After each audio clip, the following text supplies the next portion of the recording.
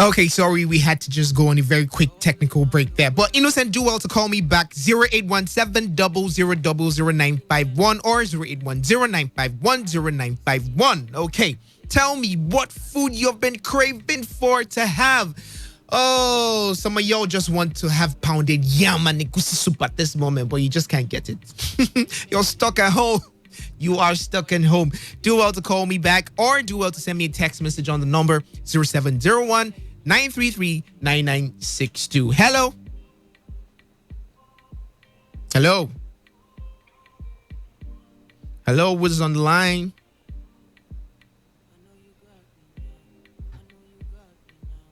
I know you got me now. Followed you up and down. Followed you up and down. Followed you up and now I don't lost my mind. Now I don't lost my mind. Now I don't lost mine. Now I know you lied. Now I know you lied. Now I know, cause the doctor said I burnt my liver. I've been drinking, smoking cigars. Used to sing and play my guitar. Now I'm lost in this and bizarre. Everything I do, everything where you talk, I do. Everything where you ask, I do.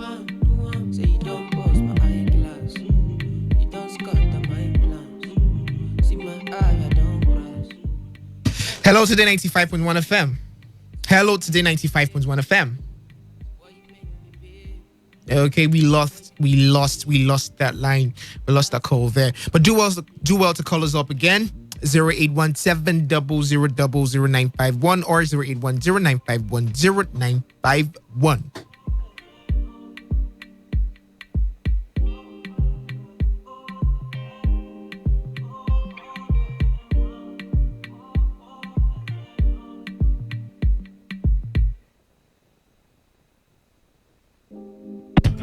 Hello, Today 95.1 FM. Hello. Hello, good evening. What's your name? Good evening. This is Enare. Okay, Enare, welcome to the show. Hi. I'm very fine. Tell me. What food are you craving for at the moment? What food do you want to have? What? Onunu. You what? Have you heard of Onunu? Onunu. Yes. I think I have a food. friend that does that in Port Harcourt. Okay, that's what you want to have. Yes. Tell us about it. What's the kind of what's the food like? It's a mixture of yam, Okay. very light plantain, and palm oil. Pounded together. Very well. This one is sounding like Yes. much of carbohydrates alone. Are you sure you're not going to turn up as one heavy duty after the whole lockdown? Oh, no. It's a one-time thing. It's a one-time thing. All right. Thank you for calling, Anari. Thank you for calling. Now I know you lied. Now I know you lied. Now I know, cause the doctor said I burnt my liver. I've been drinking, smoking cigars. Used to sing and play my guitar. Now I'm lost in this and bizarre. Everything I do, everything where you talk, I do. Everything where you ask, I do. Say you don't bust my eyeglass. You don't scatter my plans. See my eye, I don't cross. You put me for ambulance. See why you make me bitch. See why you make me big. See what you did to me. God save me, please.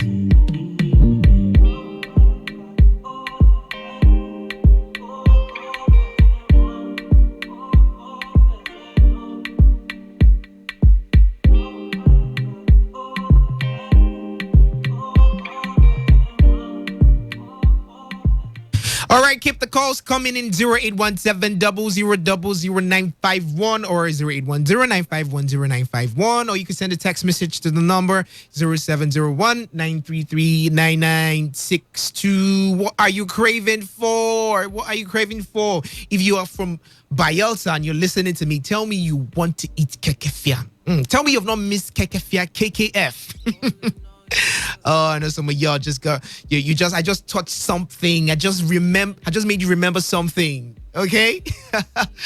It's crazy, and it's amazing how we get to now value just foods we initially don't place value on. And it's nice because this lockdown is teaching us a lot of things. Meanwhile,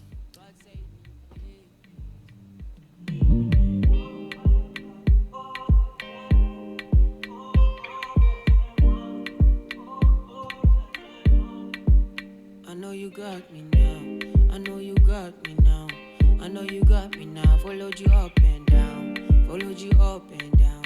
Followed you up and down. Now I don't lost my mind. hello, Today 95.1 FM. Hello, good evening. Good evening. What's your name? My name is Lucky. I'm calling for Port Harcourt. Your name is what? Lucky. Lucky. Okay, welcome to the show, Lucky. Yeah. So tell me, what are you missing? What are you craving for? What food are you craving for? I'm craving for bitter leaf soup. Bitter leaf soup. I don't know why I don't like bitter leaf soup. It's very, very nice. Bitter leaf soup is very nice. Trust me, I hate anything that is bitter. No. It's good. Okay, how do you like your bitter leaf soup prepared? Like what and what do you put inside? I think new and fish, fresh fish, meat. It's nice. Do you prepare it yourself or someone gets to prepare it for you? Someone prepared for me. I don't prepare it very well. I don't prepare it very well. In fact, one of these days you're going to prepare it and bring for me. Let me see if I would like it. Thank you. I love the show. Thank you very much, Lucky. Thank you very much. Thank you. Bye-bye. Thank you.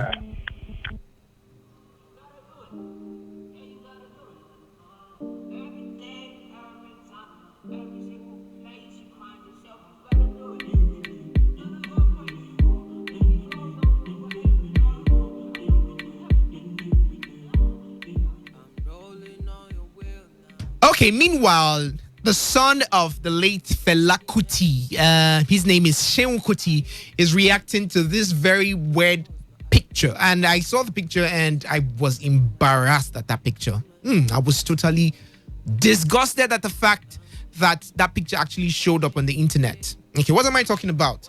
There is this campaign of... let me just quote him, and this is what he said. He said, hustle, that's the number one word people talk about right now. Hustle, so that your charger no go first you blow. Hustle, blah, blah, blah, blah, blah. He said, hustle, make politicians no use your mama, do one woman, one yam. And now back to the picture. Now in the picture, we saw old women putting up a tuber of yam and just standing with it. And I guess that's their own palliative at the moment. And it's really wrong to see this kind of things happening, considering the fact that we can do more, we could do better than what we're doing. And he's saying the fact that Nigerians don't regard the lives of people, Nigerian politicians don't regard the lives of people, it's really appalling. And he's talking about it like, make that money. If you have that money for yourself, you would take good care of your mother. You would spend for her. She wouldn't be one of those women in the line waiting for a tuber of yam to get to them. Really embarrassing.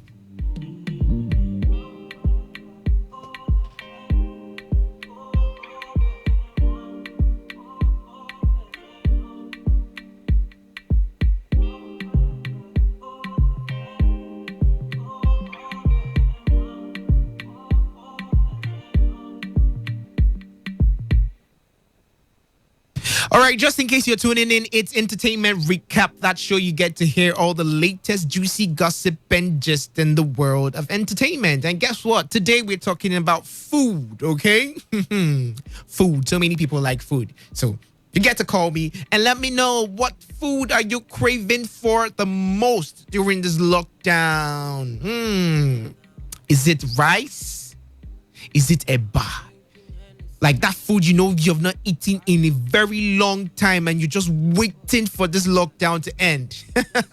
Yes, I can see you, mister. Yes, I know. I'm looking at you right now. You're just waiting patiently for the lockdown to end, and you call your wife and you're like, yay, come and prepare this thing for me before.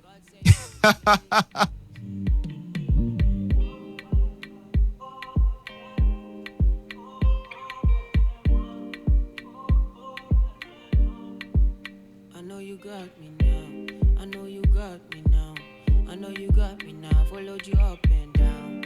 Followed you up. Okay, apparently something is wrong with the phone line, so we got to bounce at the moment. It's funny how time flies. Yes, we got to bounce, but do well to check us up tomorrow during Entertainment Today. And also do well to follow us on social media, Today95.1 FM, Instagram, Twitter, Facebook. And also do well to follow me on all socials, Dave Melford Roberts. It's Dave _Melford _Roberts, Instagram, Facebook, and Twitter. Okay, now I'm going to leave you with Malay Bad Influence. Have a very great night. Enjoy your night. Put me for ambulance. See why you make me bitch. See why you make me bitch. See what you did to me. God save me, please.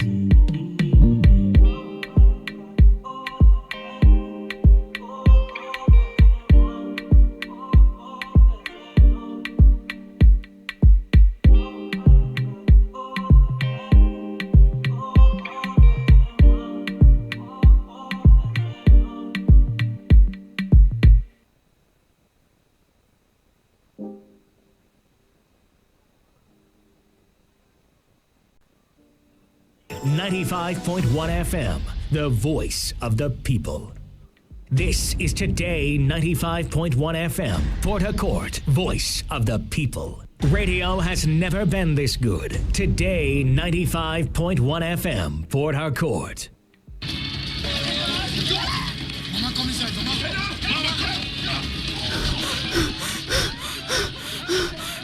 Mama Bonboy, what happened? What be all this one? My brother, I don't know. Run for waiting. What did happen? Everybody just dey run. Everywhere scatter. What did happen? That woman for junction. He say, her friend come tell her say, person tell her friend say, coronavirus don't enter town. They keep people. Which one be corona? Corona. They keep people. Hey, Bombay! My sister, wanna enter house? What is going on? Wanna enter house? Oh, What is lock that door, fast. Lock am. Get you lock that window. Master's corona won't use enter this house. Lock am. Remember, there is no need to panic. Fear kills faster. The coronavirus is an infectious disease caused by a newly discovered coronavirus. The best way to prevent and slow down transmission is to be well informed about the virus. Protect yourself and others from this infection. Wash your hands regularly with soap and water or clean them with alcohol-based sanitizer. Maintain at least 1 meter distance between you and people coughing or sneezing. Stay at home if you feel unwell. The virus spreads through droplets of saliva or discharge from the nose. It is important that you practice respiratory etiquette. At this point, there are no given vaccines or treatments for the coronavirus. The World Health Organization will continue to provide updates as soon as clinical findings become available. So stay informed.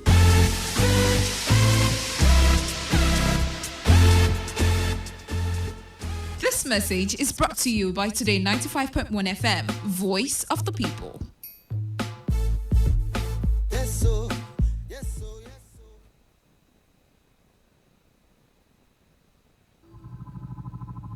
With the dawn of the global pandemic,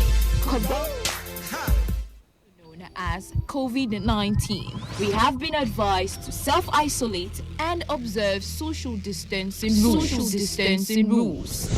We at Today 95.1 FM want to tell you that while you self-isolate, it is important that you take this time out to get a skill, improve on your old and existing skills, read a book, listen to educational tapes, work out if you need to, bond with your family. Don't just spread fear and panic, self-isolate and grow.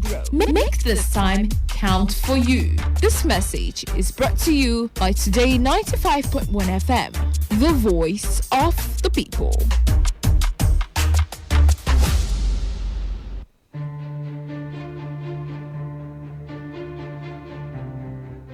To all those who think COVID-19 is a joke, I have a message for you. Remember, you have one life, families to care for, people who look up to you and take your word for it. You can't afford to let them down. The irresponsibility of a few could lead to the death of many. Take responsibility, don't misinform people, and follow the guidelines. Stay safe and stay connected to Today 95.1 FM, Voice of the People.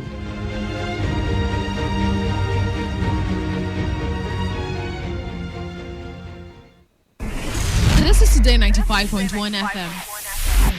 To copy this tune, press 9. This is Today 95.1 FM. For current news and information, press 5. They are politicians, all of them. They know what they do. So they know how they attack each other. To stay connected all day, press 1. The person who raised the alarm is the one who made the public know about it. Good afternoon and welcome to the World News on your premium talk radio station. We are your premium talk radio station. Today 95.1 FM, the station with a unique dial.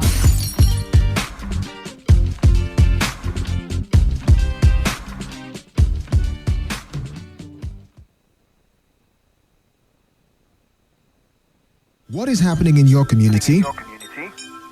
Does your community feel government presence? Do you think your community's voice isn't heard by anyone that matters?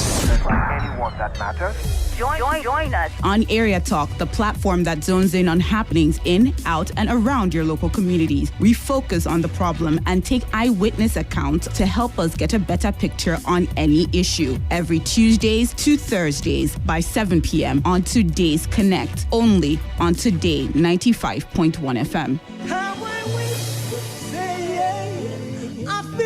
You anywhere you day, brother man, you day.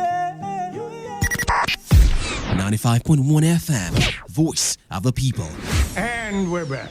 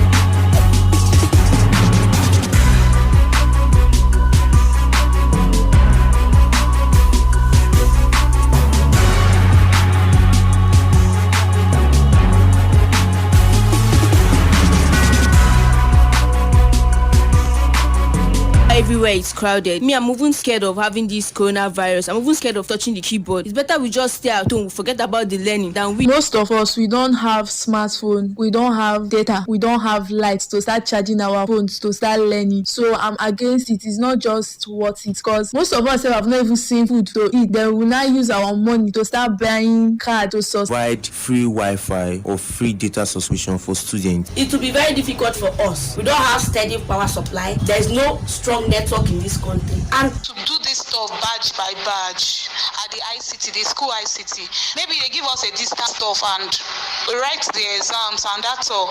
Then using our phones, where are we starting from?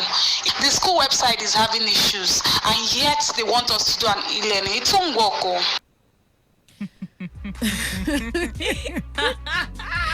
It won't work. Welcome to Area Talk. Students, yeah. I would have been glad to see all this. I cannot walk. Well. All right, that was the voice of some students speaking on the impossibility of the e-learning scheme in the country and maybe River State. So some of the students of tertiary institutions here in River State, they expressed displeasure over the move to commence e-learning in the university. Some of the students that spoke with our correspondent, they complained about the difficulties they encounter while trying to access the internet. And, they appealed to the state government to initiate other ways of teaching or allow them wait until COVID-19 issues are over. Now, it brings us back to the question of how realistic is e-learning possible in Nigeria as a whole, knowing fully well that there are lots of issues to consider.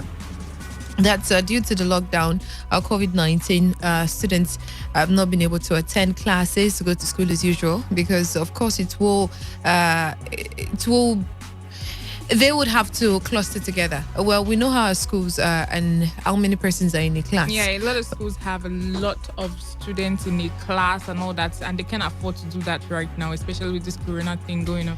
Well, and that's why they are not in classes for now. And of course, e-learning is like the new option, the latest option we have regards. All right, e-learning is like the next step. And, like you heard earlier, students are complaining that it won't be possible here in Nigeria. And then it makes me, I ask, on Twitter these days, as of last week, I think the issue of begging online trended, where people go online to beg for money. When you post one thing, the next thing you see, especially on Twitter, is that the boss starts during Corona. It has started like a long time ago, but Corona hiked it. The Corona case and staying at home and everything just hacked the whole thing. Because on a normal day, you go to a normal person's chat, maybe a celebrity or maybe an Instagram, maybe an Instagram star or Twitter celebrity or something like that. You'll see all these people, you see them under the person's page, small thing, they have written it, God bless you, you will never lack in this life. Me and my parent, we need this thing. I am doing this exam in school, I have not paid this school fees. That's how they write all the story down. The person did not announce giveaway or anything. These people, it has happened. It was happening before, and I think the coronavirus thing and the stay at home. A bit. Yeah. The point is that they are begging online. I know it makes me. I'm saying this based on what the students say, that is, but they complained about data, they complained about electricity, they complained about so many things, and the bottom line is that it is not possible. And then I asked myself, although I know that the amount of time you spend on Twitter and Instagram and all the social media apps, it cannot be compared to the amount of time you'd have to spend when you are on an e-learning platform, like studying and learning, like having a whole class. So I can understand, but the question is, even if it is possible, how many students will get involved in it? And of course, we'll still ask, is it really possible? Because you have issues like discipline on the side of the students to consider. If they are disciplined enough, if all these things are made available for the students, are they disciplined enough to spend at least 30 minutes to learning online? It's not something we're used to, and it's not something people would just jump into start doing. Yeah. So how disciplined are we to get involved and engage in all these things if the necessary resources are made available, things like the technology to use? And the other question is, how exposed are we? Now, when I mean we, I don't mean just the students when it comes to e-learning. I mean even the lecturers, the teachers. How exposed are them to technologies, to recent technologies? Yeah. And the other question is, how accessible will this thing be? Is it, if this e-learning thing comes to play, and let's say most of these resources are made available, how many persons would be able to access things like this? Is it something for the privileged children? What happened to the less privileged children? Will they be able to access this e-learning portal or whatever means via e-learning they want to use when it comes to education while people are staying back at home? And of course, the very important question, electricity. I've not seen lights in a while. I would also be part of those that would complain about electricity. Well, I think a lot of factors are involved, and I think you've stated a lot of them actually. The data the students discipline, would they want to learn? Of course, most of these people, they are using data on Twitter, on Instagram, but it can never be compared to the ones that they'll be using funny enough, for classes, the e-learning stuff. Yeah, funny enough, there are courses online you could actually get involved in. But I'm saying this for myself as an example. Initially, when I started this online classes, I really found it really difficult, like learning online. I'm used to sitting in a class and somebody teaching me. I just go home and learn. I go to the internet, surf through the internet, get whatever I want to get, and get back to studying on my own, but not exactly learning a course via the phone. Yes, it was a bit difficult, but I had to adjust it because I really needed to it. some extent, I've actually noticed myself that I prefer online PDFs or reading via PDFs. I don't like, especially school books, novels and all those kind of things. I might not find it very okay reading them because I've noticed myself reading like all these inspirational books online might not really work for me. But like reading school books via PDF, it really works for me. Like I'm very fast reading. I can read a whole PDF. So you see, it's actually different for everybody. Yeah. But for majority of Nigerians, Nigerian youth students, how easy would it be for them to adjust to e-learning? Well, that's just one of those things would love to hear your thoughts on. And well, yesterday we told you about Chima's wife, late Chima Ekunado's wife. She is put to bed and well, still related to police brutality. Police brutality was what led to the death of her husband. And last week, a sergeant, a police officer himself, shot his own colleague. And then we wonder, the River State government has actually put some places on 24-hour lockdown. We just are hoping and praying that we don't get complaints of this happened and that happened regards police brutality. And that's why yesterday I really emphasized on the fact that you play your part and let them play their part. Someone called on Area Talk the other time and was like, you know how these people work. As much as we are clamoring for professionality when it comes to the discharge of their duties, as much as we are calling on governments to sort of train them and give them direct orders, exactly what are they supposed to do when you're in this situation, when you see somebody outside their house, how do you treat them, what exactly are they supposed to do? We really cannot tell the exact orders they are getting, because when we see some security personnel behaving unprofessional, especially when it happens too frequent, it's something that occurs frequently, it makes you wonder the kind of orders they get when they are being dispatched to the public or roads.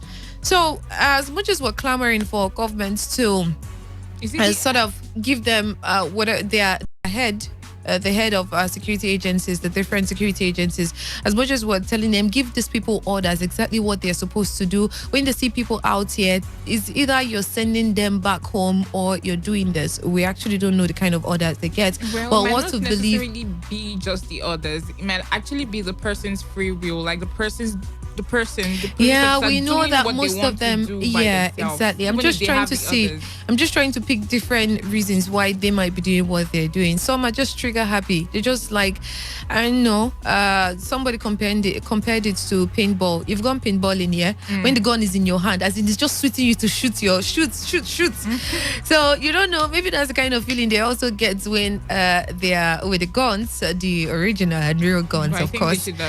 But whatever the reason is that makes some of the security personnel treat people in the inhumane manner at which they do, that actually leads to the loss of life of some persons, it is best that you just avoid things like this. Stay indoors. That's actually the bottom line. All this explanation I've been given is just to tell you that these people would behave in a certain way. Some will behave very unprofessional. Some will be very professional. You don't know which one you might meet on the road. So if you're on lockdown and you know security agencies are around and you really cannot predict what kind of mood they are in or the state of mind they are in at that point in time, avoid these people and stay indoors as much as you can.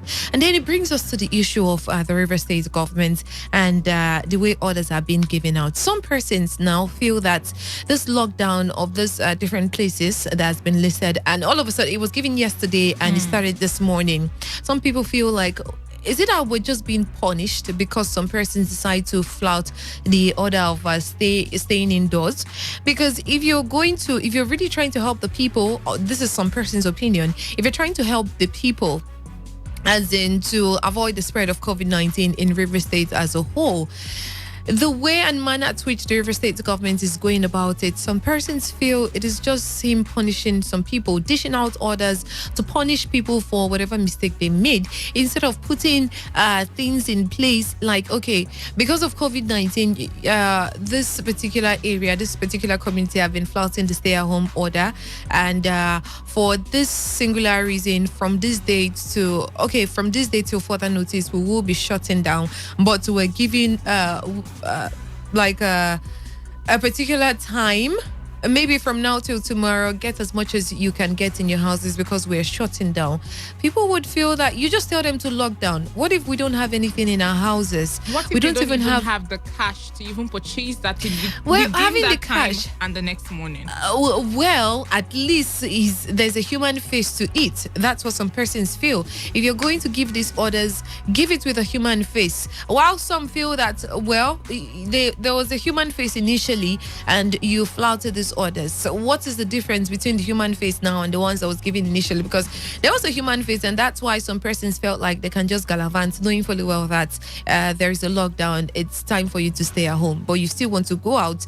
That face for human facing is long gone, so now you have to deal with it. That's how some persons feel. Well, it's two ways, the way you stated it, but then I feel like the government should have actually given them like a 2 days warning, like you get this thing set for yourself. So within the 2 days, warning, what do you think would happen? Because people would start storming into places, and then there'll still be this cluster. There is that. But actually, if they had told some people earlier, they would have actually prepared for the raining days, like get some things for themselves, make sure that they are indoors, things that will make sure that they are indoors. But right now, a lot of people are locked down in their houses. Security agents are all outside, like they are on the streets. I heard that they are on various streets in various areas in these places.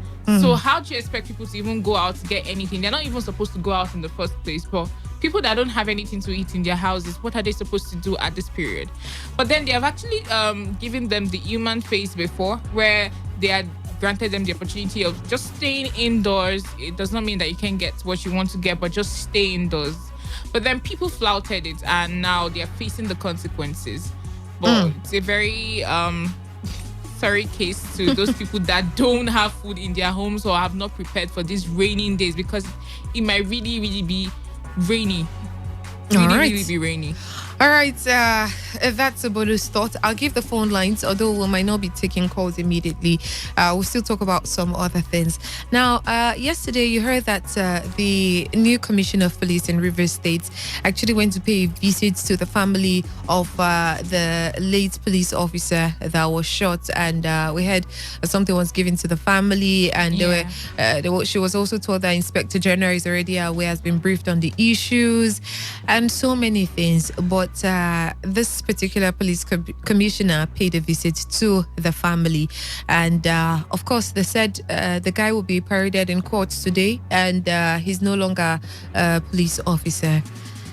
I'm sure you all have your thoughts about this particular police commissioner, and with how he's been coming up since he came to River State. The first thing he spoke on the police at borders, and the allegation that was made about police security and sabotage in borders in River State, and how police personnel are being seen. He said, well, his guys don't collect bribe, no, they don't extort people and the rest of it.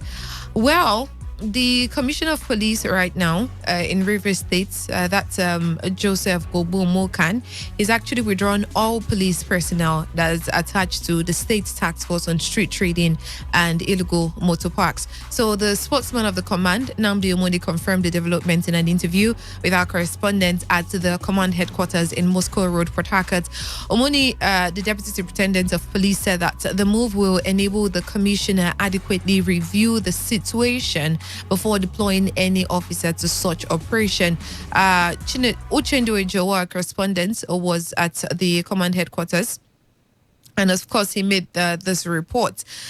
But with all this happening, I really wonder what your thoughts is on the way the Commissioner of Police in Rivers State has been going, all the action he has taken so far since he became the Commissioner of Police. What are your thoughts about him? What do you think, what do you expect to see with this new phase, with this new commissioner in charge and all that he's been doing? First of all, initially, the one that actually got to me was that he paid a visit yesterday.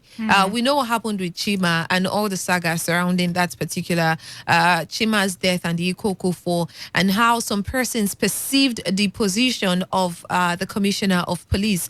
Now, with this current commissioner, what do you think? What phase do you think we are in right now with security operatives? Do you think that all these things being done, maybe it's just an initial way? I'm coming into the state for the first time, and I love to put everything in check, and maybe sometime in the future we just might go back to what we are used to. Or you think it's a good start, and maybe we might see something different from the security operatives, that's police personnel under this particular regime of Joseph Gobom, the new commissioner of police here in Rivers State. But well, we still have lots of things to talk about, but I'd love to go straight up to the phone line. Do you want to comment on this one, yeah? Well, this new commissioner of police is actually doing a lot. Like, what's a lot? It's like just it's coming in the news like almost every time. Like recently, like since he came into office, he's been on the news doing this thing, doing that one, is in this and that and all that kind of thing. But him withdrawing police officers from the task force at the borders. Well, we really hope that not the borders, street trading and illegal motor park. Well, Nnamdi is saying that it's for them to maybe make some sort of review and see how what to do moving forward. Okay, we look forward to whatever it is that they plan to do. That's what I can say. We look forward to whatever plans they have for the state. With police personnel not attached to the task force, because you know the task force they don't wield guns, yeah, kind of and somehow police personnel sort of assist them. So what do you expect from the task force? And if at all they're actually trying to checkmate the situation regards how task force go about their duties, and the reports we've gotten so far, especially regards what happened last week with the policewoman that was shot dead. Is this actually a way to manage it, taking police personnel off? Or maybe there should have been an option of all those persons attached to task force, maybe we should get them, sort of train them and give them, reshuffle them, train them, just give them some sort of orders. Do not do this, do not do that. Because without these police personnel attached to this street trading task force, do you think people in River State would listen to those the agency? Well, sometimes I really don't see the police officers at the back of this you think they can function without police personnel? Yeah, sometimes I don't see them, and I see how people behave themselves, how they cooperate when they see task force people coming on their so does that confirm the fact, because some persons have been alleging that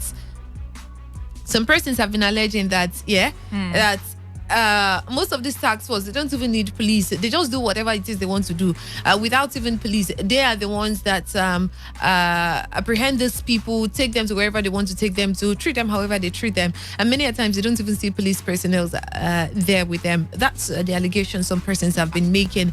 But do you think, now you're saying that at times you see some task force operates and the police personnel are just in the van. Does that mean that there's a possibility that what these allegations people have been making is true? Or regards this particular situation, do you think task force would actually do their job as normal with or without police personnel? Oh well, I don't have anything to say on that. I am basically in the middle. Who have just put that actually made that? Middle, yeah, you know? These people that made the conclusions. I don't know what they are up to themselves, but as I said, sometimes I actually feel like I see these task force people do their thing by themselves, and I don't see police officers behind them sometimes, not every time, and I see how people still cooperate with them. But you think this particular move by the commissioner, you think it's a good one? You think it will help maybe reform police personnel? So, do you think they're trying to do a reform or something?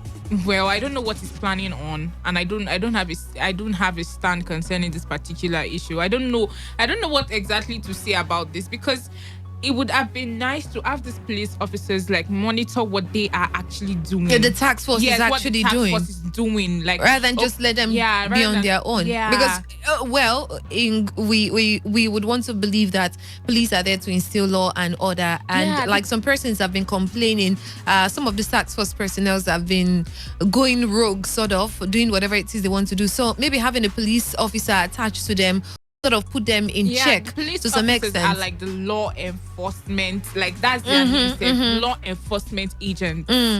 So like they the task force, they are like, I don't know. They are an agency, having police with them will sort of checkmate their activities to some extent. So having the police with them would checkmate what they are doing. Like, okay, they and the police can work together, collaborate together, and make sure that they instill sanity in some areas and what they are doing.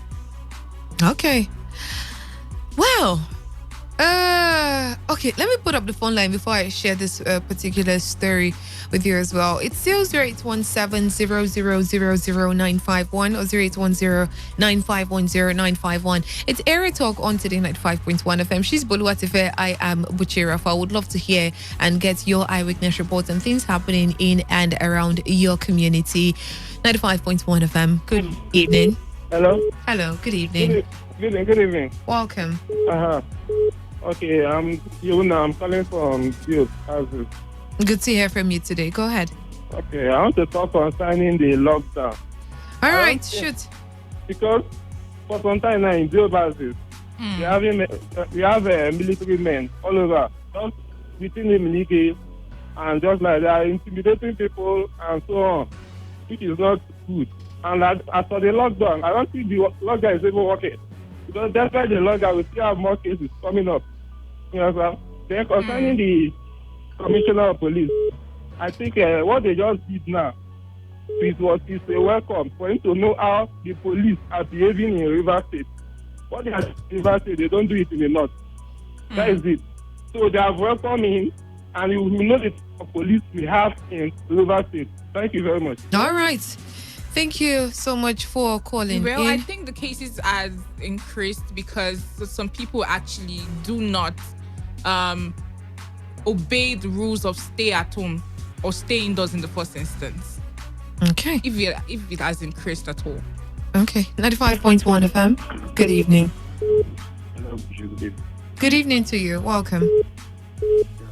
I'm Valentine calling you from the city. Val, good to hear from you. Go ahead. For the new commissioner of police, the work is in now. I think it's a welcome development. But the police, the way they are in university, is not good enough. It's not good. Sorry, I didn't get that. The way police are doing in university is no good. They don't care about whether we are human beings or I don't even understand what they are doing.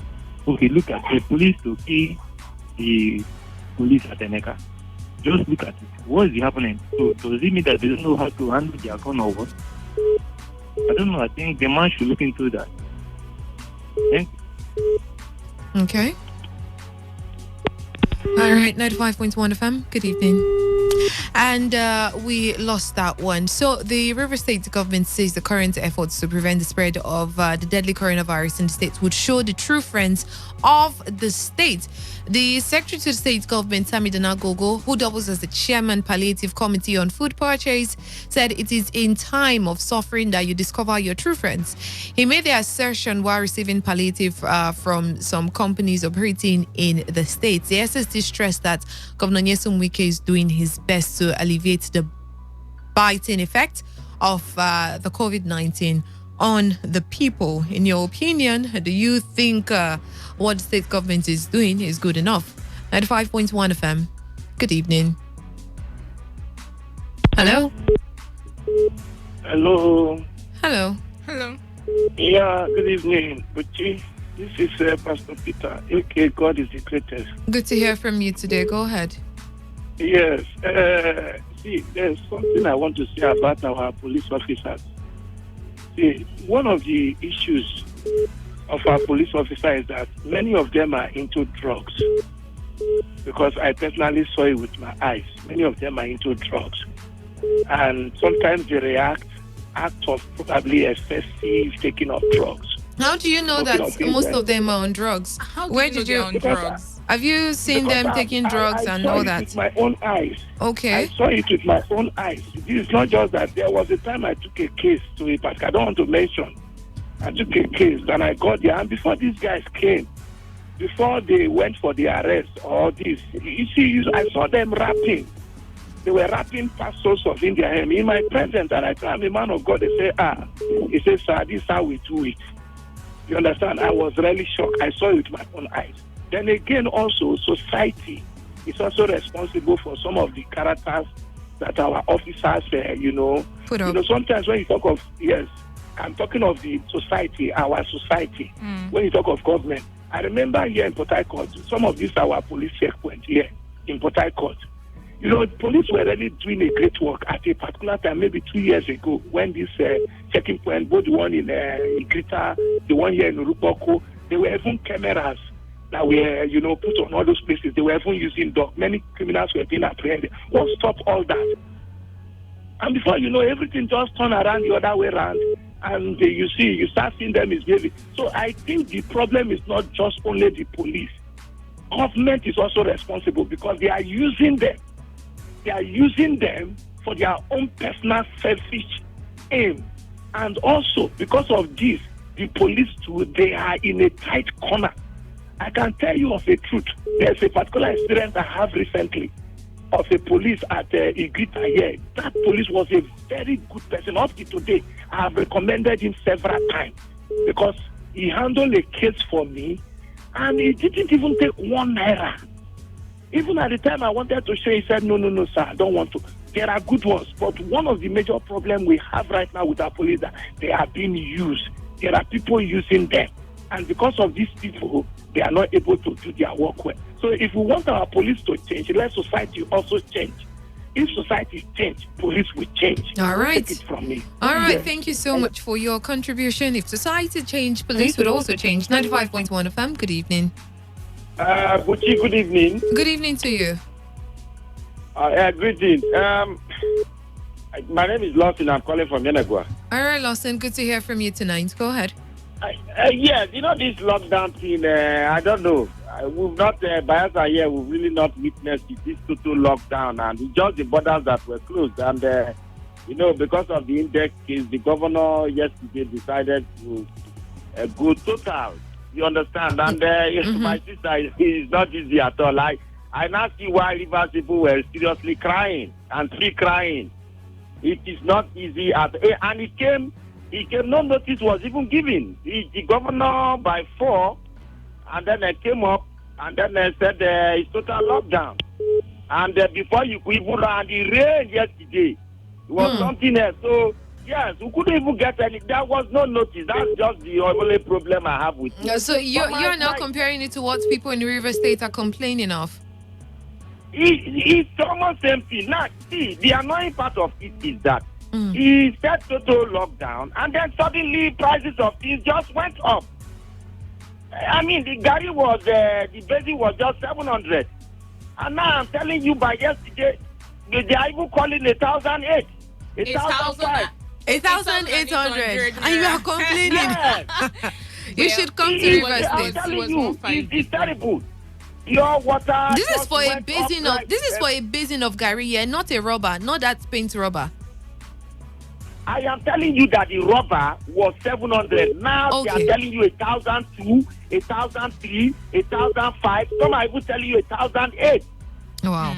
That is a Gary rubber, not bad. Just because yesterday. That custard, custard. So, you understand? Bread that we're buying 300 is now 400. Every staple food, everything just went. tomatoes by yesterday, they are telling you once it's 100 naira. Wow. So I don't know how our people are, that the moment there is a situation, every situation, they like to catch in, take advantage, and do the wrong thing. You understand? It's not as if anything changed. Pure water that we're buying 100 naira. Now they are telling you 150. But yeah, right now they might need to sell their products. I can understand that part. Because pure water, they might not have enough, they might not be able to get enough cash to, and probably price of production would increase because borders are closed. If you want to get things into the border, some people allege that they have to settle some particular persons. It means increase in how much they'll sell the pure water. So you can imagine what's going on and reasons why they have to increase their prices. I'm not justifying the fact that the prices are this high. I know, but the pure water factories are all here. Pure water don't even come from other things. Yes, come from Delta and Owerri into Bayelsa, because just like rivers, we are also not producing any food. But the pure water factories, all of them are indigenously owned. They are all Bayelsans that own the pure water from the beginning, the entrance of the state, down to the end. Okay, so there are a lot of pure water factories owned by Bayelsans, produced here. You understand? Daily. So what has changed? That's my problem. What has changed? That they will not increase the price. So I'm glad this time. I'm glad this time it's actually the people you are complaining of, and at least for once we're not hearing someone complaining about the government. No, it's not the government. Whatever the government is doing is for our own good. You understand? Okay. It's for our own good. Yes, to tell you to. That's why I say government don't even need to enforce it. Here, everything you have to enforce. It's for our own good. Isolate, because right now the way it is, the only solution is to isolate. So government is doing it for our good, but the people are not taking advantage of it. All right, the problem has always been the people. And again, the police, the issue with the River State police or whatever and all that. That man that fired that gun was a sergeant, a police sergeant. He should know better. You understand? A task force cannot operate without the police. Police need to be attached to a task force, because constitutionally they are the ones that are allowed to make arrests. You understand? And take people in. You understand? All right. So him now, he should have known better. All right, Lawson. You understand? You are now to control his weapon. All right, so Lawson. Go and fire a weapon. You understand? In such an area where nobody is firing at you, nobody is with a gun. You understand? All right, Lawson, point noted. I need to let you go now. I've taken quite an amount of time there. 95.1 FM. Yeah, good evening, Buchi. Good evening to you, Chima. Yeah, thank you very much. Welcome. Yeah, Buchi, I think I'm one of my eyewitness report is on the lockdown. Now, it's said, I drove past the line, and you can imagine that every vehicle that is to go to Rumukushi, Eleme, has to take through the line. You understand? Honestly, it's an experience that I don't wish my enemy to go through, honestly. That is what they cause when a government want to take decision without consideration. And I think the decision of the governor, I look at it, I view it, the approach is vindictive. Now, you cannot corrupt the people. You understand? You make them see reasons why they should stay at home. You understand? And put to consideration for some certain things. Now, in Obio, or Obia local government, like Rumobiakane, there's an hospital called Obio. That hospital accommodates so many pregnant women. And the governor did not mention this hospital. He did not mention, put it into consideration why pronouncing this lockdown. Also, Rumukushi Road is the only access road that the people take as an alternative route to be able to cut flyover the ongoing construction that is going on in Artillery. The government did not put all this into consideration before pronouncing lockdown. These have caused untold hardship on the people. You understand? So I think in decision making, the government should consider a lot of things, because he happened to be among the states.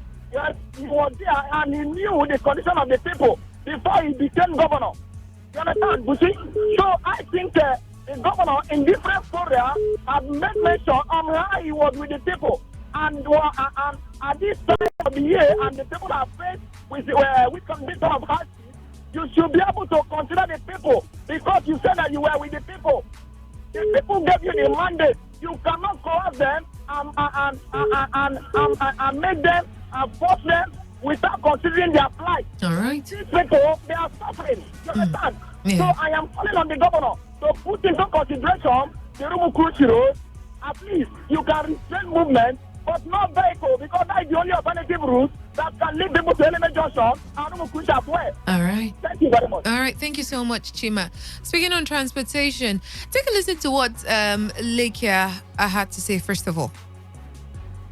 Such directive is coming. We are not against it. What we are saying is some factors should be looked into by the government. The effective of it to affect the passengers is that the passengers are expected to pay more. Transport fares should be increased.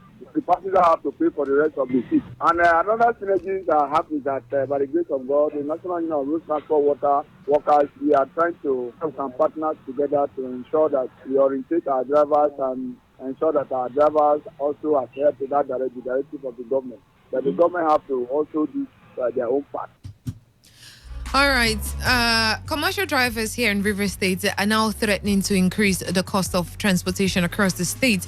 They said that the move is to enable them comply with the state government directive on reduced number of passengers.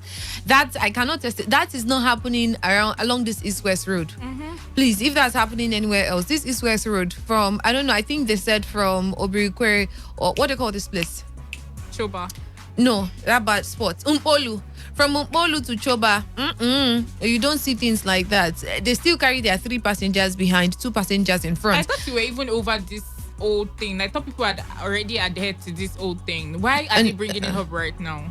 Well, we are seeing it happens around here. Well, said. Our correspondents that monitored the level of compliance of the commercial road users to government's directive reported that the taxi drivers loading from Rumola Park, they carry 3 passengers, but to often add 2 extra passengers on their way, while drivers in other parks and routes still carry 5 passengers, and bus drivers carry 18 passengers. So this State Chairman of Drivers Welfare Association actually made this known. That's the increase in T-fare because of the directive. He made this known in an interview with our correspondent Sandra Kenneth. He explained that the drivers still go through alleged extortion from both security agencies and other agencies who have continued to demand taxes from his members. Now, I'm sure would love to consider our pockets, because myself, I cannot give you more than 15 naira if I'm going to, let's say, Obirikwere Bridge here from this part to Obirikwere. I cannot give you more than 15 naira. But the truth is that, have we considered what these drivers are going through? Number one is that the number of passengers they carry have been slashed down.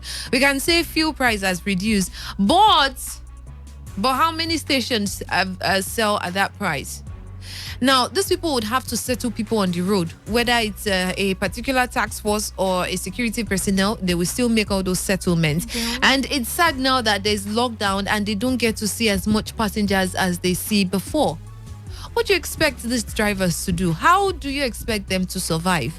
Then they buy fuel of, let's say, 1,000 naira, and then before they move from here to there, they carry only 3 passengers for 100 naira, the same amount. How do they make up for? Well, thinking of it and the way you just analyzed it, it's kind of reasonable if they actually increase the T-fare. Well, I know it's reasonable for them, but it's not reasonable for my pockets, because I'm also not going to work.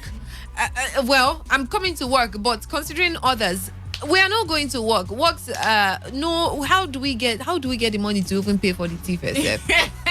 Well, at least the drivers are working. At least they'll see 1 or 2 passengers, but no work.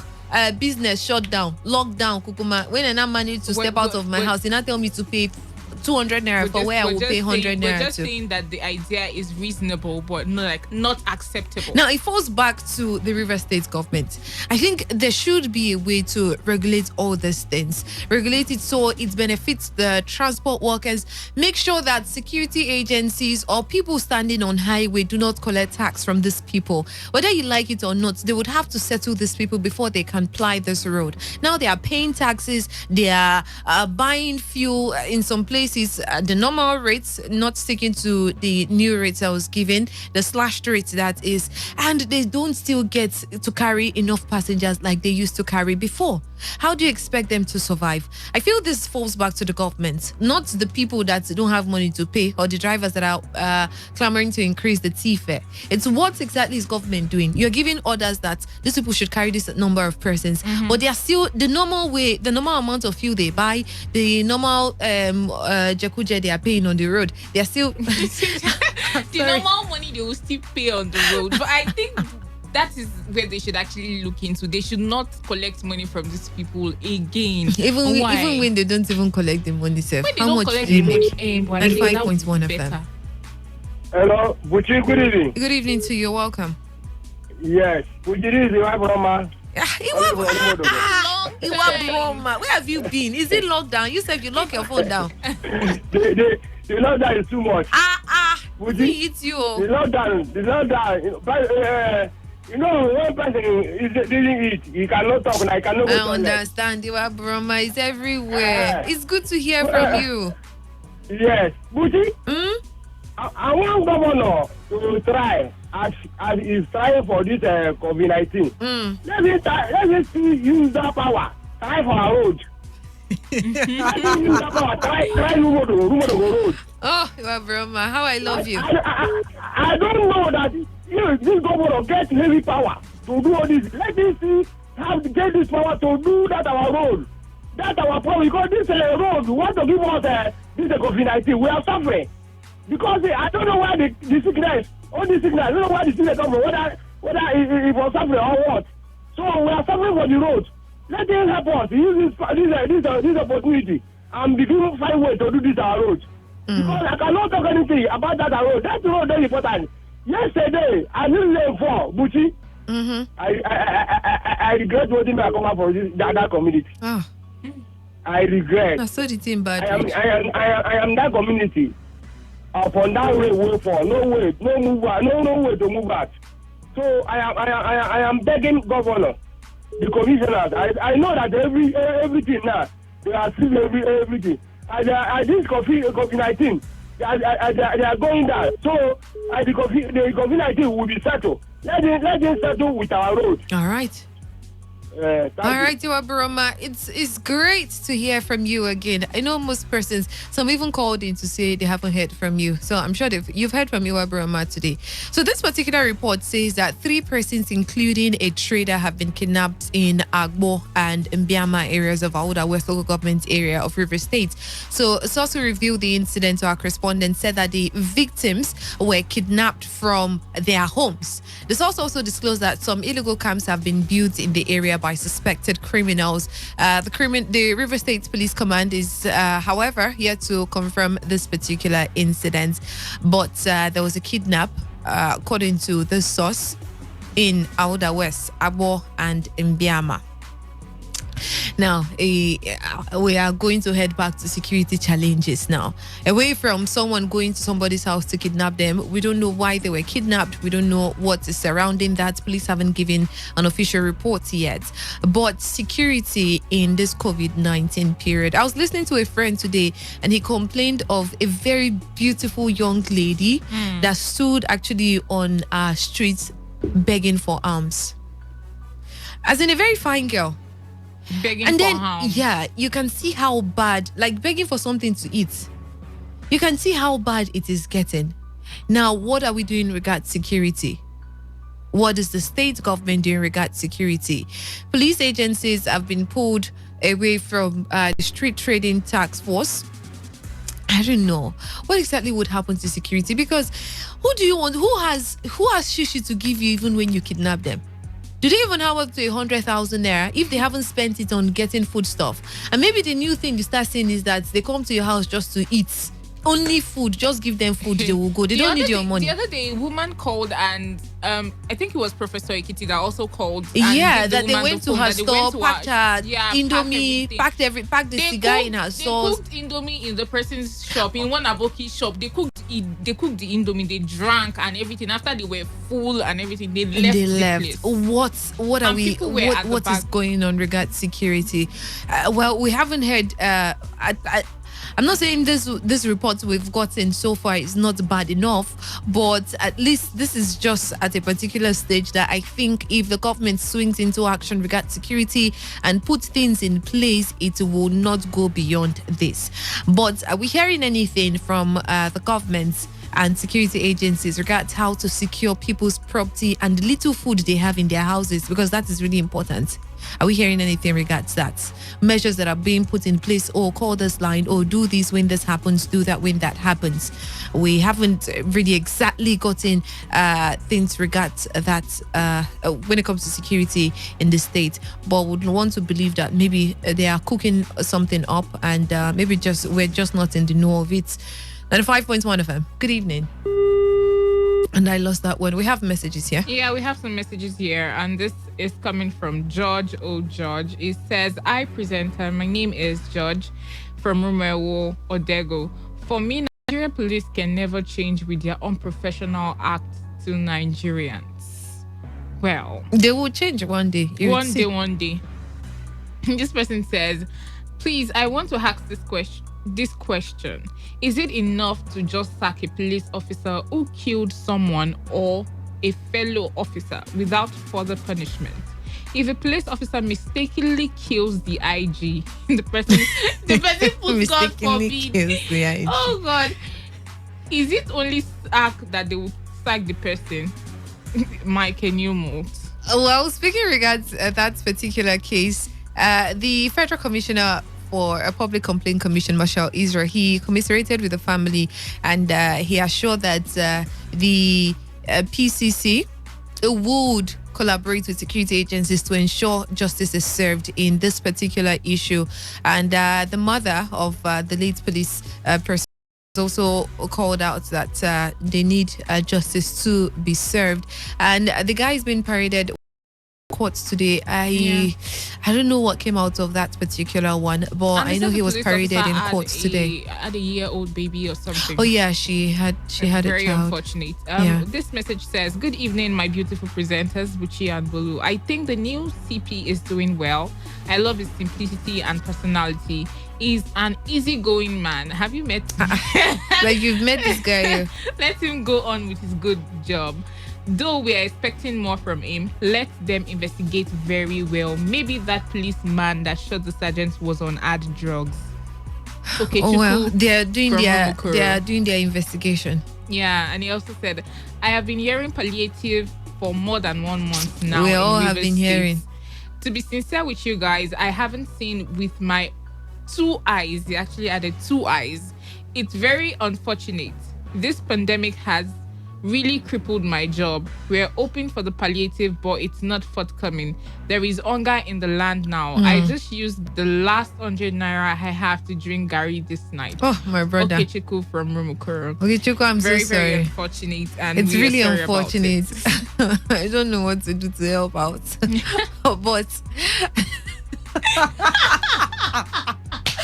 oh my God, I should know where this laughter is going on.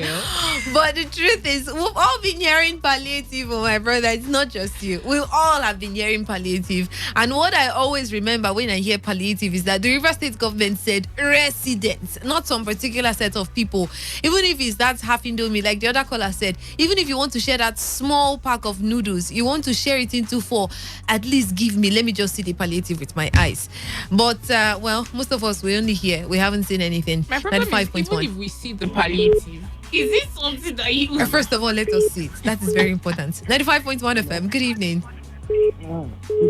Yeah. Ikuku, is that you? Long time. Hey. How are you? I'm fine, no. How the lockdown they do, you know? It's not easy. Because God is our strength. To go carry my is our strength. All right. So, but Hey, Kuku. My contribution this night. Have you seen now a police officer shot a fellow police officer? Immediately now, they have arranged him in court and everything. Okay. Imagine if it is that policeman that shot a civilian now. They would have been saying, it's not our man. It's not a... So that means Nigerians are more less citizens now than the uniform men. They are nothing. before the uniform men. So the people will say, okay, now they look at it. I'm not happy that this man. Are you're comparing it to what happened to Chima, yeah? To Chima, yes. Okay. Now, nothing will have been heard of Chima. But look at when sharp now. They have called his name, arranged him before court, dismissed him, sharp. Then what happened is it is a civilian that was killed. So now we are not, civilians are not in Nigeria. That is why I will never answer Nigeria. I'm not in Nigeria. All right, Ikuku, thank you. Okay. Well, regards what Ikuku said, I think I heard someone make the same statement. But it makes you wonder, is it because the security agency is actually under a new commissioner right now? Or could the same thing have happened? What happened with Chima back then? Could the same thing had happened if it was the past commissioner, or it's just how it is? Or the new commissioner even revisit the case of Chima himself? Well, we don't know. We don't know. We really don't know. But this leaves a million and one questions in the minds of people. But like we said, we don't know. 95.1 FM. Ouch. Last this one. Well, I hope if that is his nature. Well, I think it's not a thing of nature. Like, it's a thing of professionalism. If that is how it works, if he's professional enough. Like if the way he did this I think he's going to look into Chima's case. You think? Yeah. All right. 95.1 FM. Good evening. Good evening, Bushi. Welcome. You have a minute, please. Yeah, Chigozie. Chigozie, good to hear from you. Now you see, just as Chima said, now it's police they are very fast. I pity the policewoman because she was fighting for civilians. But if they don't stop police with brutality, God will make it to be them. It will continue and army brutality. They are talking about task force. I've been calling for the disbandment of this so-called task force that behave like touts. No, nobody listen. They will still kill more people. If they don't stop those irresponsible boys from disturbing people who are hard working, don't go and find work.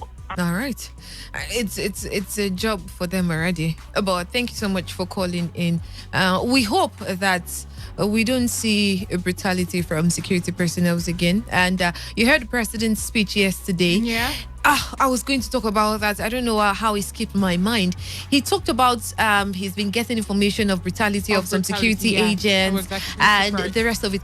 But my own is that I didn't really get exactly what is being put in place. What exactly are they doing about it right now? Yeah. But as much as he made mention of it, I'm sure they are working on it. Maybe we didn't just hear what it is they're doing about it. Well, your final words. We have to go now. Well, basically, what you said earlier that we should just avoid this whole thing. Avoid brutality. Avoid them say or anything. You don't want to hear or you don't want to know what will happen to you. You don't know the mood these people will be in a particular day that you decide to flout the others. So just stay in your house. Stay indoors. Enjoy the serenity of your environment and your house. Stay indoors and be hungry, Abby.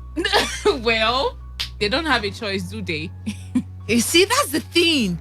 That's why some persons feel like you're punishing us. It's like we don't have a choice to do anything, and nothing is being done on the street. All right, we have to go now. We are out of time. The news update is coming up next. Area Talk will be back here tomorrow, same time, same station, same host and yourself. We look forward to meeting with you. We'll leave you in the able hands of Coco Greg. Boluwatife Jagede did the program with myself. Please stay safe, stay happy, and wherever and however you can find happiness, do all to make the best out of it. Have a beautiful evening.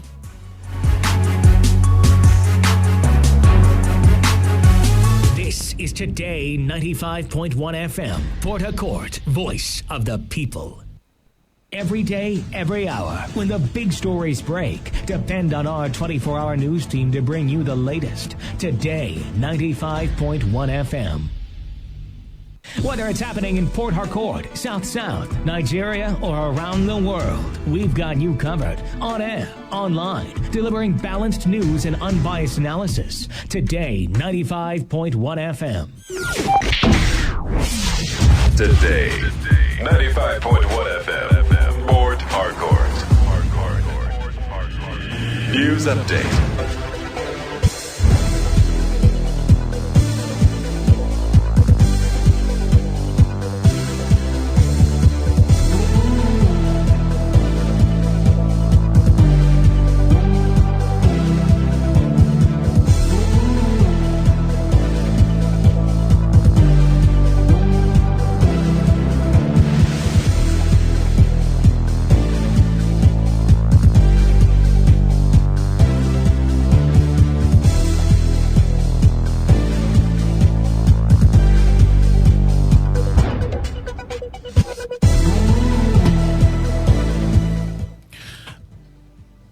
very good evening to you. Here's the news update on Today 95.1 FM. I am Koko Greg. President Muhammadu Buhari has held talks with the United States President Donald Trump via the telephone. The Minister of Information and Culture, Lai Mohammed, who made the disclosure in Abuja, said the telephone call was at the request of the U.S. President. The minister said President Buhari intimated President Trump on the nation's efforts to prevent the spread of COVID-19 in Nigeria, while the U.S. President promised to send some ventilators to Nigeria as part of the U.S. support for Nigeria in the fight against the virus.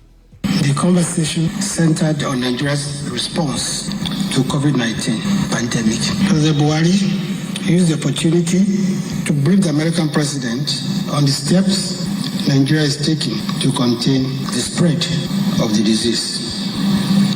For his part, President Trump assured that the United States stands in solidarity with Nigeria in this difficult time and promised to send ventilators to support the country in its fight against the pandemic. President Trump also extends his best regards to the people of Nigeria. The Nigeria Senate has approved President Muhammadu Buhari's request to secure a fresh loan of 850 billion naira to fund some projects in the 2020 budget. The request was contained in a letter sent to the Senate and read by the Senate President Ahmed Lawan during plenary. According to the letter, President Buhari seeks to raise the loan from the domestic capital market to ensure adequate funds to finance projects in the budget. After the letter was read, the lawmakers gave accelerated approval to the president's request to raise the loan. They also asked the Senate Committees on Finance and Appropriation to liaise with the Minister of Finance, Budget and National Planning, Zainab Ahmed, to get more details on the loan request. The federal government has declared Friday, May 1, 2020 as public holiday to mark this year's International Workers' Day celebration. The Minister of Interior, Ralph Aragbeshola, who made the declaration on behalf of the federal government, commended Nigerian workers for their resilience, patience, and understanding, particularly in their support of the efforts of the administration of President Muhammadu Buhari at stemming the spread of COVID-19 pandemic in the country. Aragbeshola, who further thanked Nigerians and the labor force for their sacrifices in the present period of trial, assured that their commitment and patience will complement the efforts being made by government and other stakeholders to ensure the speedy control of the virus.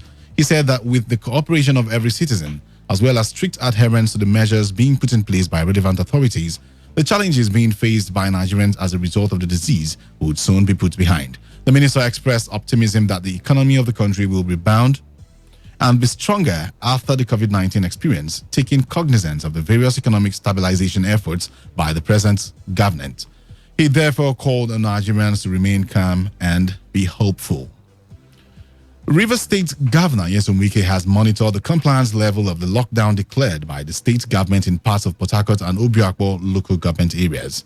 Governor Wike also effected the arrest of 5 defaulters who violated the state government's directive when they were not on essential duties.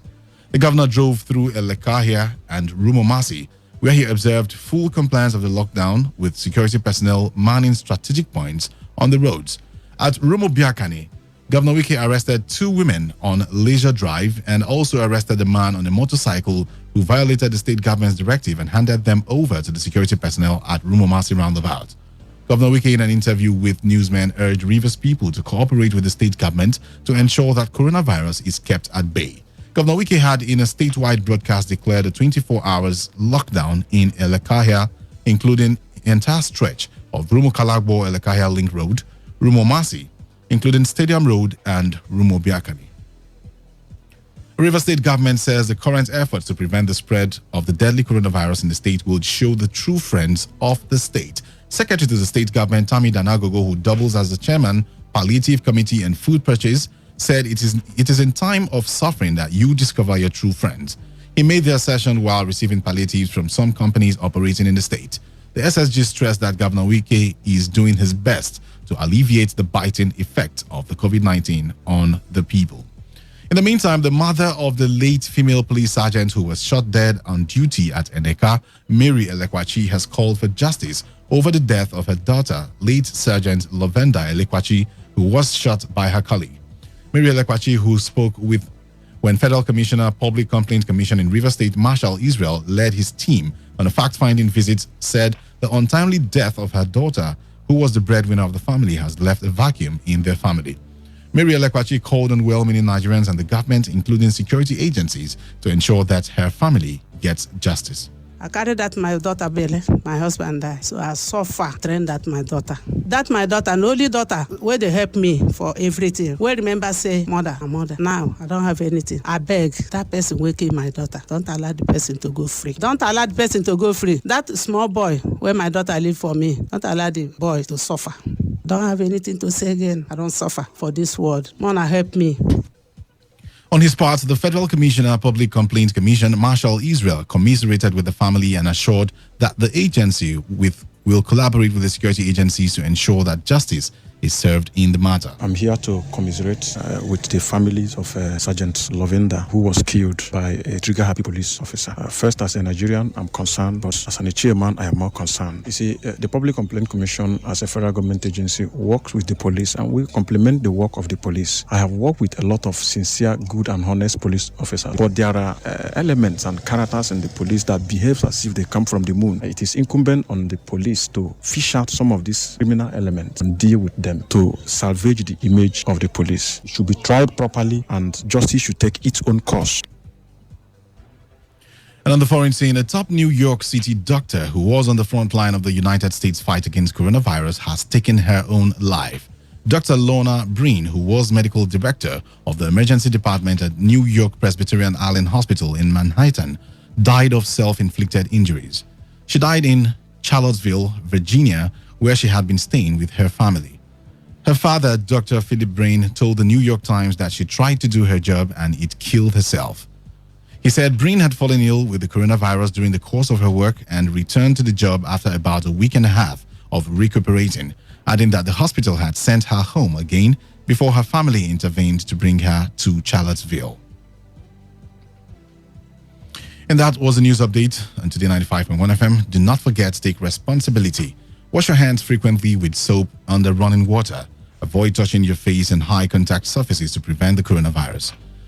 I am Coco Greg. A very good evening to you. Up next is The World Today. Stay tuned.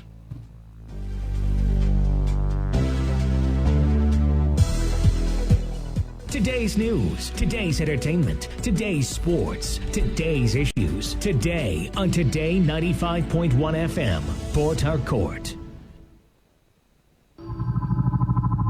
With the dawn of the global pandemic, coronavirus, also known as COVID-19, we have been advised to self-isolate and observe social distancing rules. We at Today 95.1 FM want to tell you that while you self-isolate, it is important that you take this time out to get a skill, improve on your old and existing skills, read a book, listen to educational tapes, work out if you need to, bond with your family. Don't just spread fear and panic, self-isolate and grow. Make this time count for you. This message is brought to you by Today 95.1 FM, the voice of the people.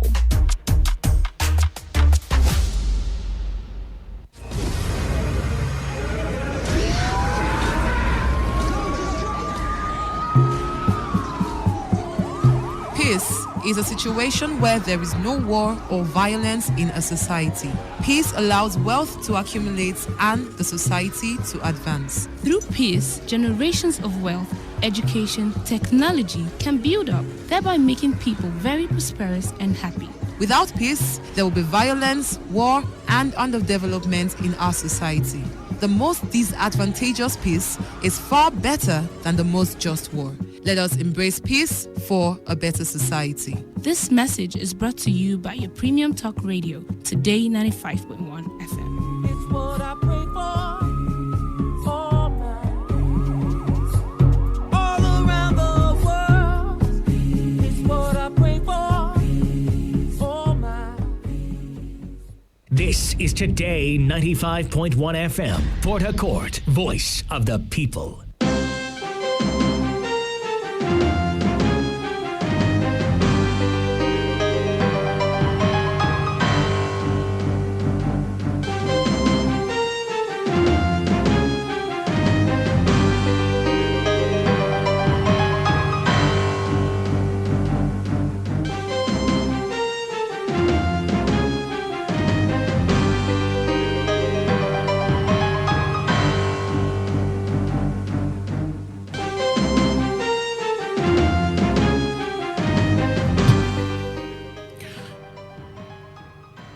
This is Today 95.1 FM, Port Harcourt, Voice of the People, and it is time again for a rundown of the foreign news stories that made the headlines on the world today.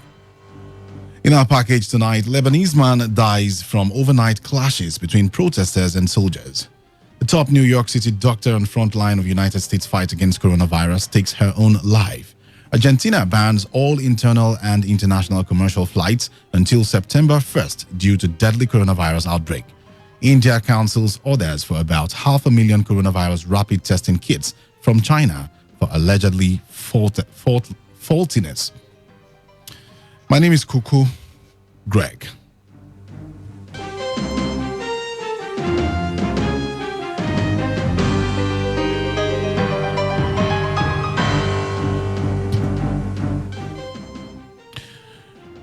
A man has died following overnight clashes between protesters and soldiers in the Lebanese city of Tripoli.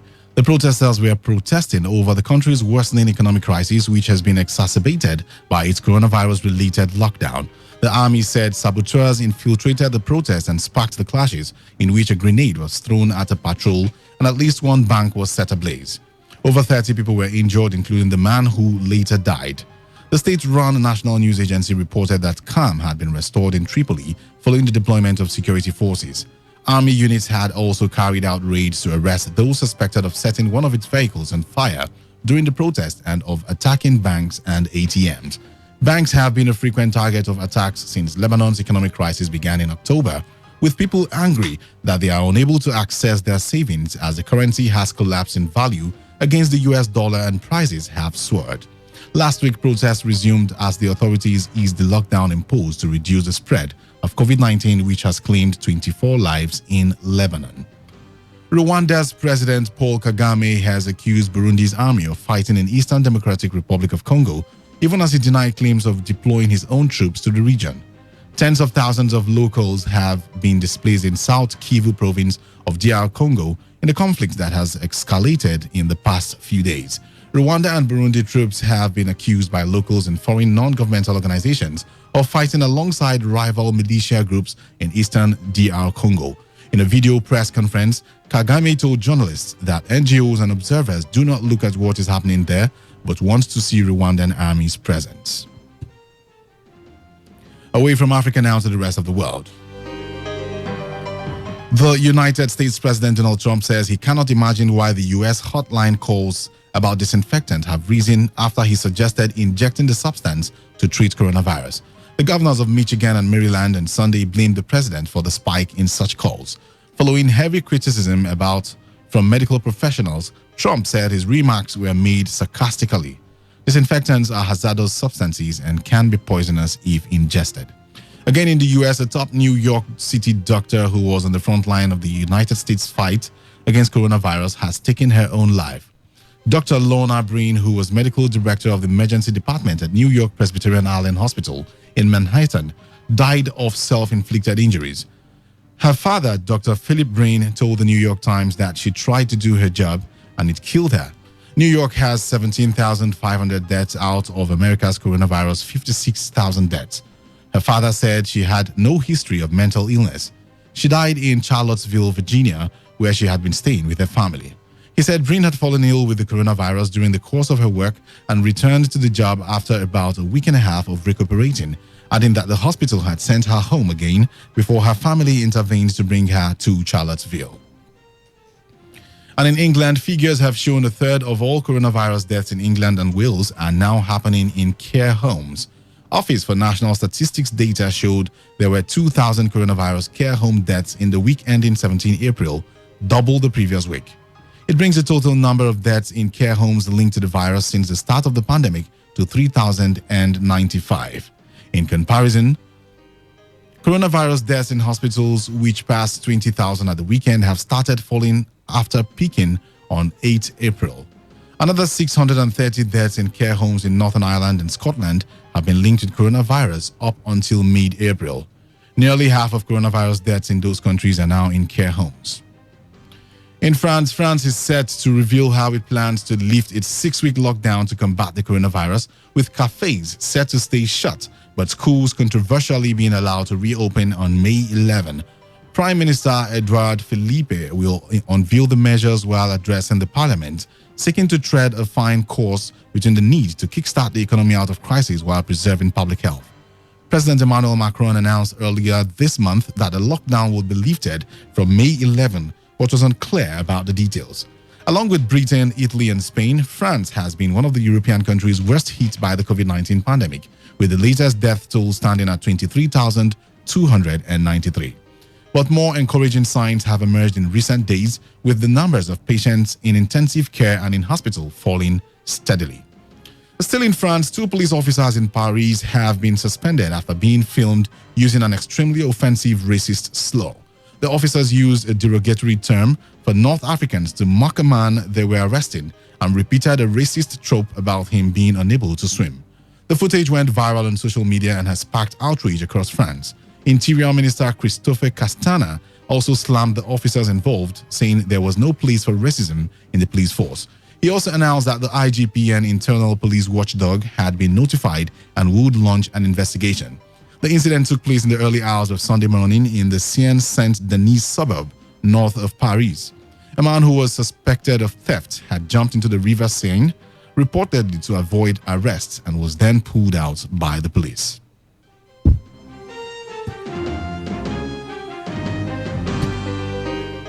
Argentina has banned all internal and international commercial flights until 1st of September because of the deadly coronavirus outbreak. The authorities said airlines should not be allowed to sell tickets for flights that may not go ahead in the next 4 months. Aviation industry groups said thousands of people could lose their jobs. Argentina closed its borders to non-residents in March, imposing tough quarantine measures. The country currently has nearly 4,000 confirmed infections, with 192 deaths, according to figures from Johns Hopkins University. And from India, the country has cancelled orders for about 500,000 coronavirus rapid testing kits from China after they were found to be allegedly faulty. Delhi has also withdrawn the kits that were already in use in several states. The kits take around 30 minutes to deliver a result and are supposed to detect antibodies in the blood of people who may have had the infection. They help officials quickly understand the scale of infection in a particular area.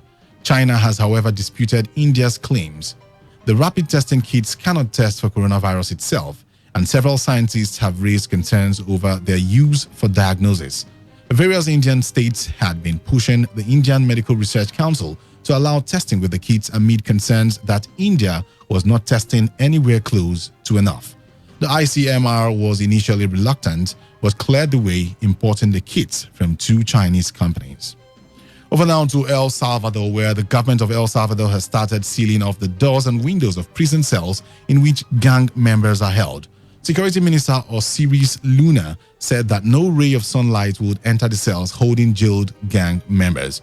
He also released photos of the cell doors being barricaded with plywood and in some cases sheets of metal. The move comes after more than 50 people were killed over the weekend. Luna said the move was necessary to stop the recent wave of gang-related killings in the country. Inmates were passing messages to the outside about who they want killed. President Nayib Bukele had earlier posted a video on Twitter which he said showed inmates forming letters with their t-shirts to send messages to other cells.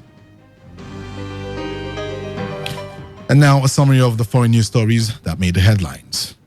A Lebanese man has died from overnight clashes between protesters and soldiers. A top New York City doctor in the front line of the United States fight against coronavirus has taken her own life. We told you that Argentina has banned all internal and international commercial flights until September 1st due to the deadly coronavirus outbreak. You also heard that India has cancelled orders for about 500,000 coronavirus rapid testing kits from China for allegedly being faulty. And that story concludes tonight's edition of The World Today, as produced by Ifunaya Obeme Ndukwe of the News Department. Till same time tomorrow, do have yourself a lovely evening. I am Coco Greg. Stay tuned to Today95.1 FM.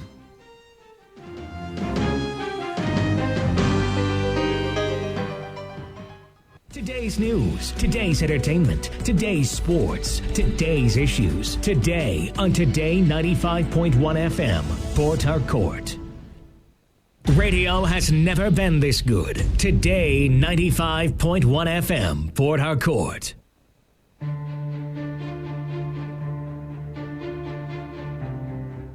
To all those who think COVID-19 is a joke, I have a message for you. Remember, you have one life, families to care for, people who look up to you and take your word for it. You can't afford to let them down. The irresponsibility of a few could lead to the death of many. Take responsibility, don't misinform people, and follow the guidelines. Stay safe and stay connected to Today 95.1 FM, Voice of the People.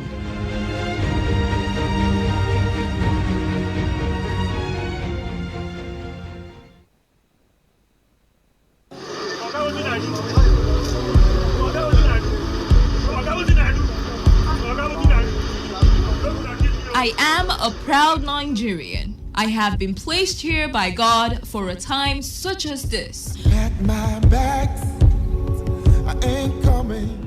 The degradation, challenges, and problems faced by Nigeria are the perfect backdrop for me to develop and utilize my God-given potential.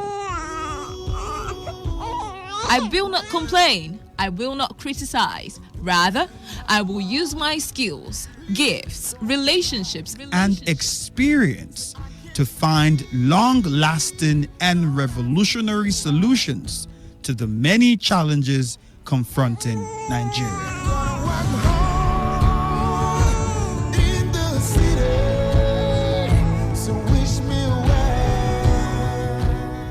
Nigeria will rise again. Because I am here, I will leave this nation a better place than I met it. I will work to make Nigeria a praise on the earth.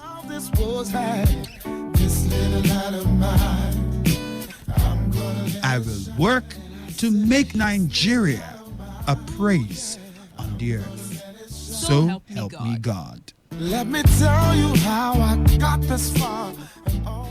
This message is brought to you by Today 95.1 FM, Voice of the People. Are you in search of a place to do all your audio recordings? From jingle, documentaries, church messages, and lots more. Are you in search of a platform to give your business maximum exposure? Look no further. Come advertise with Today FM. With our unbeatable reach, we'll give your business the boost it so dearly needs. Visit us now at number 1 Today FM Drive off East West Road, Rumekini, Port Harcourt. Whatever the business is, we'll give it a voice. Hold on, Kata. No, don't say else. Just bring 5,000 now. Only. Make the Kata day. Make the cold remain. Yeah, they worry. You are not aware you're a thief. Now that you know that your money is coming from a thief, do you not see why you're a thief? All right, still talking about affairs of the federal government. We understand also that the federal government... Welcome to today's edition of Beats and Pieces in your premium talk and news wave. And it's going to be 1-1 Malata. 1-0 is never good enough. That's why we're called the Voice of the People. Today, 95.1 FM, Port Act. Here we go.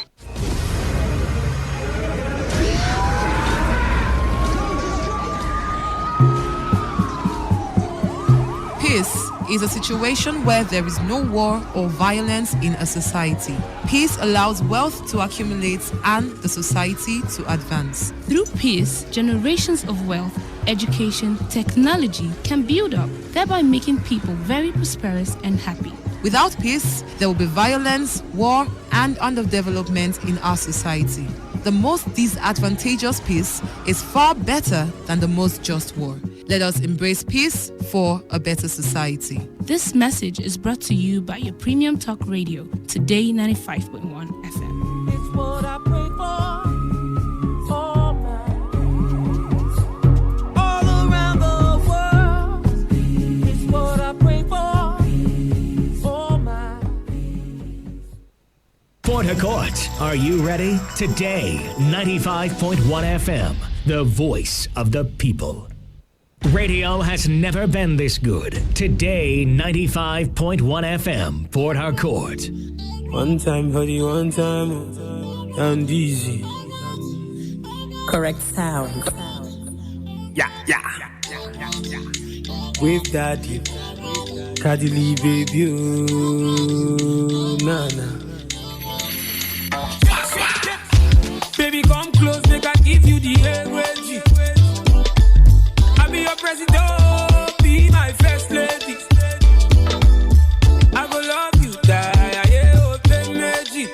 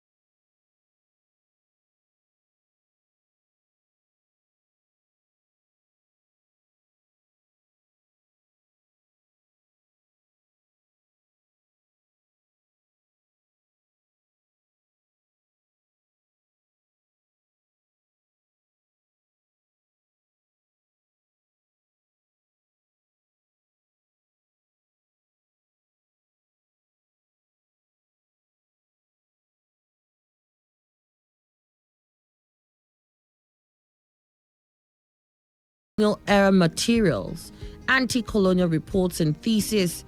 The name variously mentioned as part of the sword or spade that helped in the destruction of the colonial enemy, or excavated the dirty politicking during the struggle for independence in Nigeria.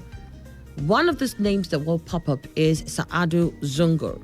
Testimonies upon testimonies, the Azikiwais, the Aminu Kanus, the Awolowas, the Tafawa Balewas, the Abubakar Imams all knew reaped the bounties of post-colonial power and popularity, not because they only sweated hard for it, but because of the looming presence of such people like Sa'adu Zungur at the background. But who then was Sa'adu Zungur? If you ask me, I would say he was nobody but a missing chapter in the hurriedly organized historiographical sketch of Nigeria's nationalist struggle.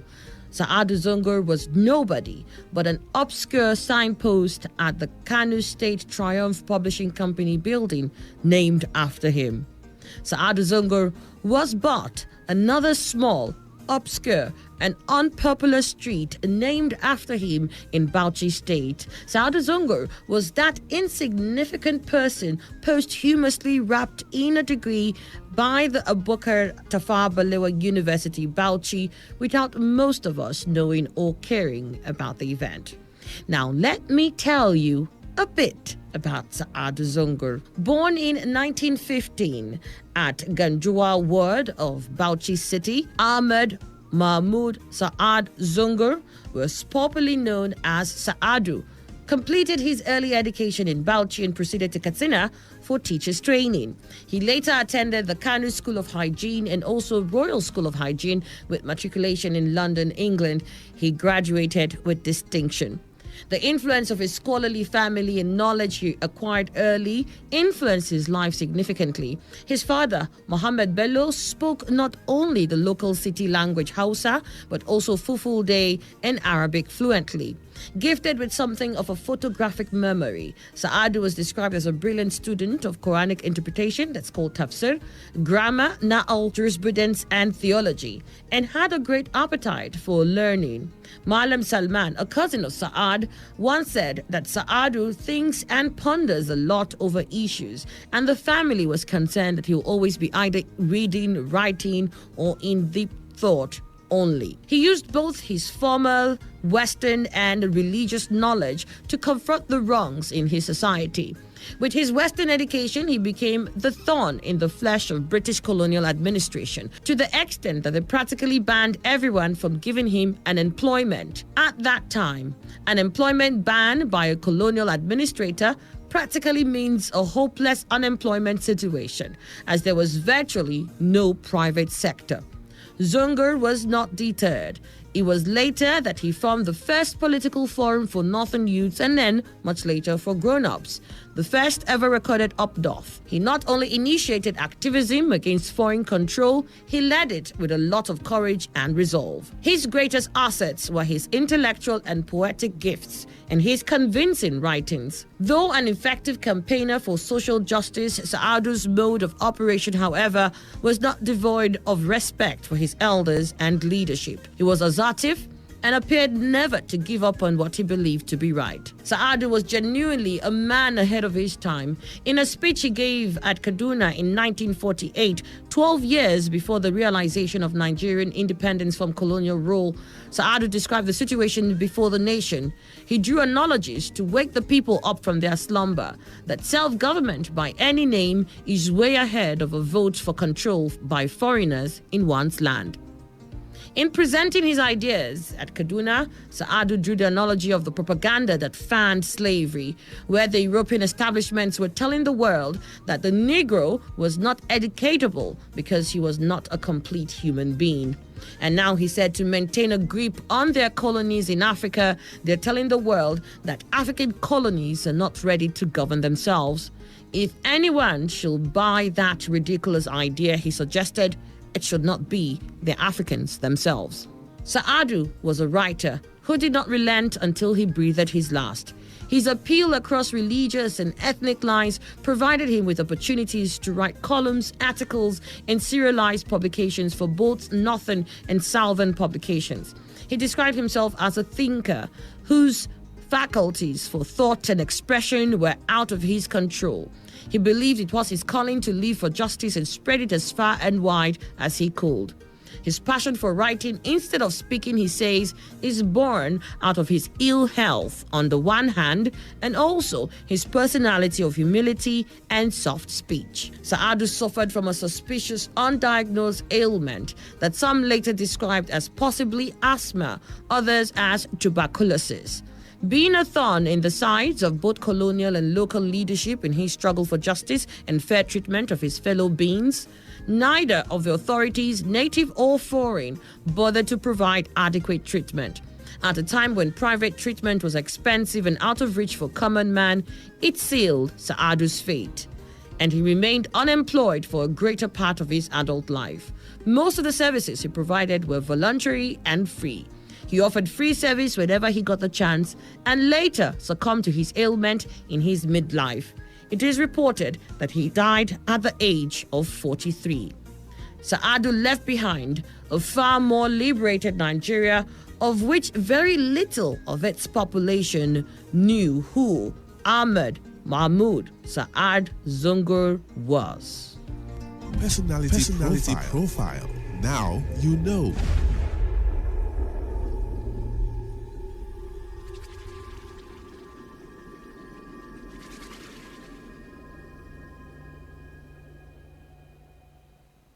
This is Today 95.1 FM, Port Harcourt, voice of the people.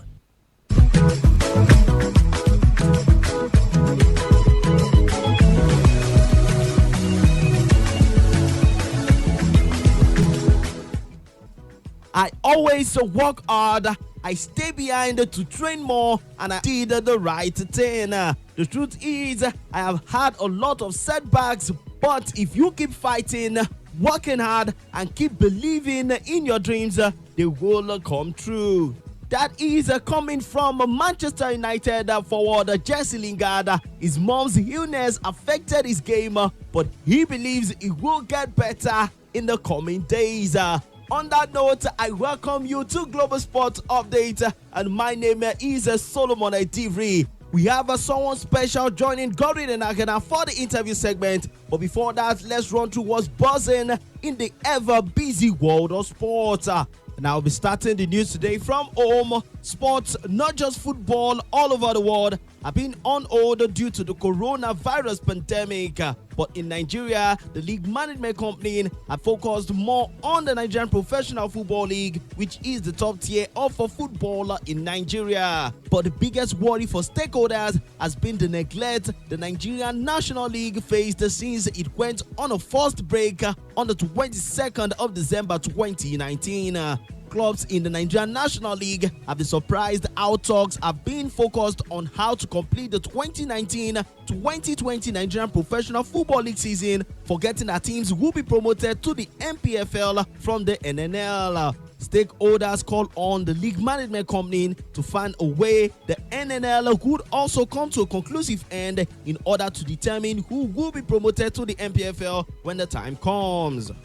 Still here in Nigeria, President of the Nigerian Wrestling Federation, Daniel Igali, has declared the federation is working on a program that will keep Nigerian wrestlers busy and competitive all through 2020. Daniel Igali admitted it will take a while for the world to recover from the coronavirus pandemic, as a lot of countries will have huge restrictions on foreign travelers, which will make it difficult for organizers to put together events in the coming months. With this in mind, Daniel Igali promised the federation will make sure wrestlers are in top shape ahead of the Tokyo Olympics scheduled for the summer of 2021. Moving to European football right now, Ghanaian midfielder Thomas Partey has said he is unhappy with the contract offer he received from Atletico Madrid, and he decided to hold talks with English Premier League club Arsenal about a summer move. Arsenal manager Mikel Arteta has made the 26-year-old a top target with Partey available at around £43 million due to a release clause in his contract, with Atletico keen to keep the Ghanaian international as they tabled an offer of a new deal which is double his 65,000 a week wages. Arsenal fans has been excited since last week when Partey's father Jacob claimed the negotiations over a switch to the North London club at the end of the season have taken place. Moving to Germany, Borussia Dortmund sporting director Michael Zorc does not believe any club will risk a big money offer for Jadon Sancho this year. The England star has been linked with Manchester United and Chelsea following another exceptional season in the German Bundesliga. It has been reported that 20-year-old will command a fee of at least 100 million euros to persuade Dortmund to sell. However, with clubs all across the world facing significant loss of earnings due to the football shutdown caused by the coronavirus pandemic, the likelihood of Sancho leaving the Signal Iduna Park for such a fee appears to be impossible. Michael Zorc said there is no new situation on Sancho. Currently, no club will risk anything in making a big money move, not even in England. We have a long-term contract with Jadon Sancho. That is why we are totally relaxed. Jadon Sancho managed 14 goals and 15 assists in his first 23 Bundesliga appearances this season, and his contract is due to expire in the summer of 2022. Moving to England, Arsenal have been offered a chance to sign Chelsea winger Willian as a cut-price replacement for skipper Pierre-Emerick Aubameyang. But the Gunners are unwilling to accept Williams' new contract demands as he prepares to quit Stamford Bridge as a free agent. The Brazilian is understood to be demanding a 3-year deal which matches his current £120,000 a week salary. Cash-strapped Arsenal are reluctant to tie themselves to such a long-term agreement for a player who will be 32 in August. But Williams' agent Kia Joorabjan has become an increasingly influential figure at the Emirates over the past years as he negotiated David Luiz's move to Arsenal. Arsenal may be forced to deal as they know they have to sell Aubameyang this summer. Moving to Spain, Barcelona have made Felipe Coutinho and Ousmane Dembele available for swap deals to bring new signings to Camp Nou before next season.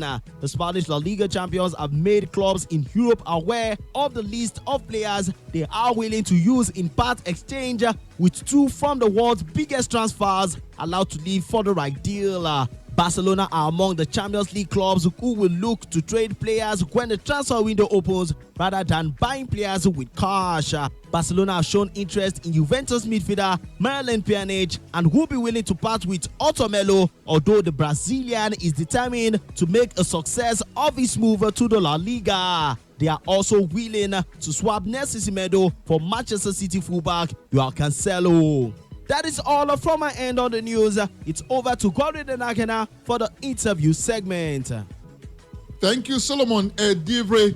We've got one of the foremost referees in Nigeria, a young man. He has a long way to go. I mean, he still has a long way positively in refereeing in Nigeria. Ferdinand Udo is his name. If you call him Anieti, he will answer you. How are you doing, my brother? I'm fine. Thank you very much, Mr. Godwin. Let's congratulate you by saying, well done. You are back to full fitness and you were ready to go, but for COVID-19. How fit, we want to hear from you, is Ferdinand Udo. I before the COVID-19 pandemic, I was fit, very, very fit. I had done a couple of FIFA fitness tests in Nigeria, and I passed all. I was just waiting for an opportunity from CAF to invite me over again for an edit course, so I can go back and tell them I'm back to where I stopped before the injury, where I was before the injury stopped me. But all together, I'm good to go. You are a Premier League referee in Nigeria, am I right? Yes, very right, sir. FIFA badged. FIFA badge, sir. We want to start from home. Like they say, charity begins from home.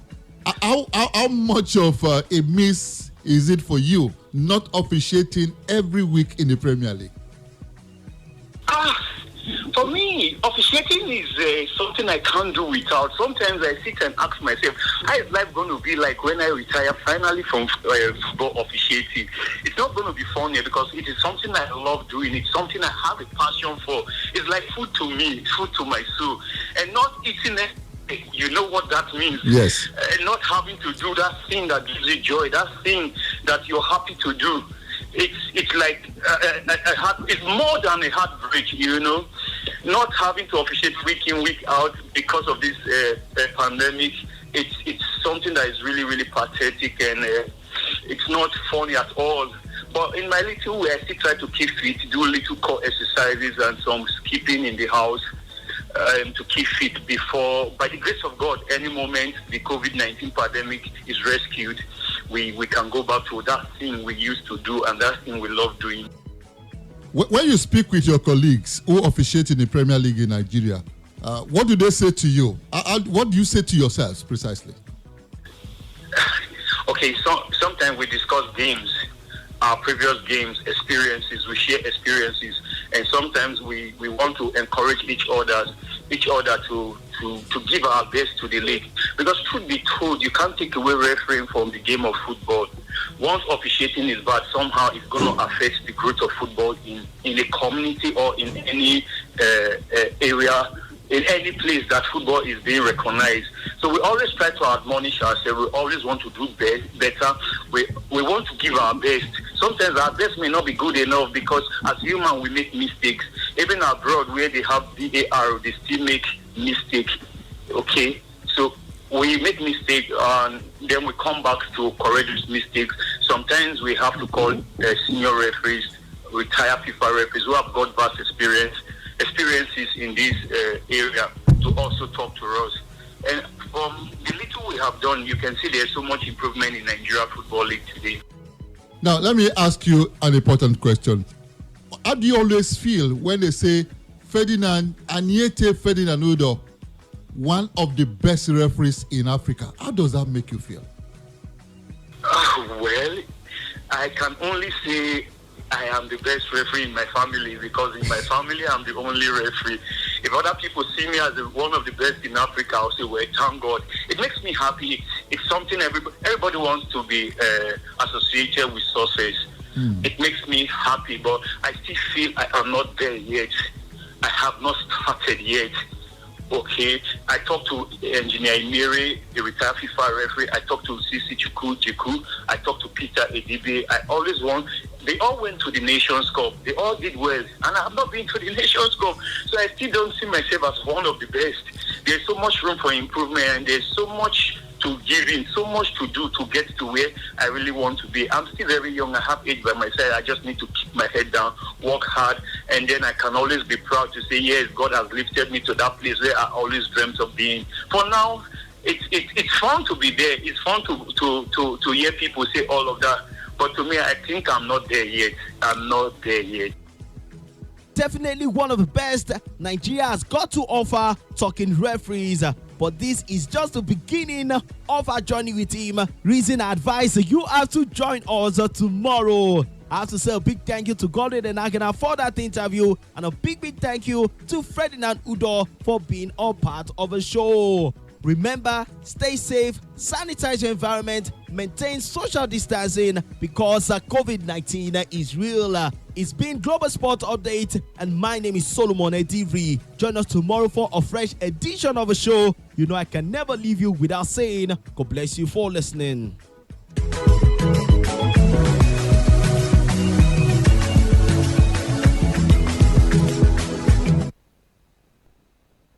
Radio has never been this good. Today, 95.1 FM, Port Harcourt. Port Harcourt, are you ready? Today, 95.1 FM, the voice of the people.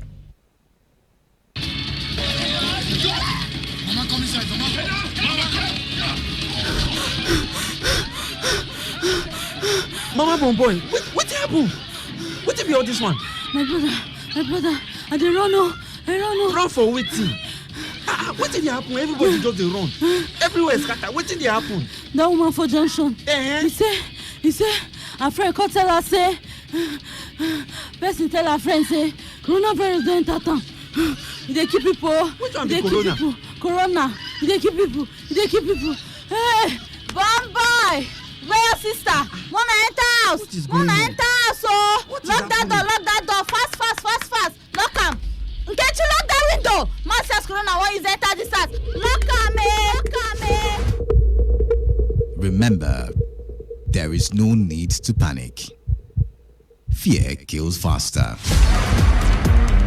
The coronavirus is an infectious disease caused by a newly discovered coronavirus. The best way to prevent and slow down transmission is to be well informed about the virus. Protect yourself and others from this infection. Wash your hands regularly with soap and water or clean them with alcohol-based sanitizer.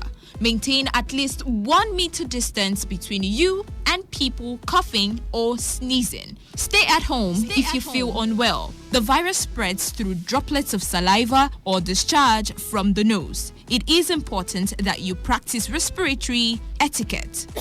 At this point, there are no given vaccines or treatments for the coronavirus. The World Health Organization will continue to provide updates as soon as clinical findings become available. So stay informed.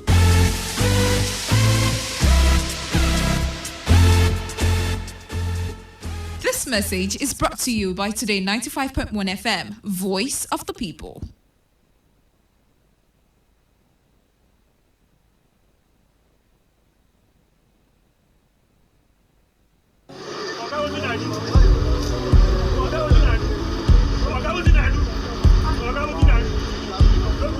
I am a proud Nigerian. I have been placed here by God for a time such as this.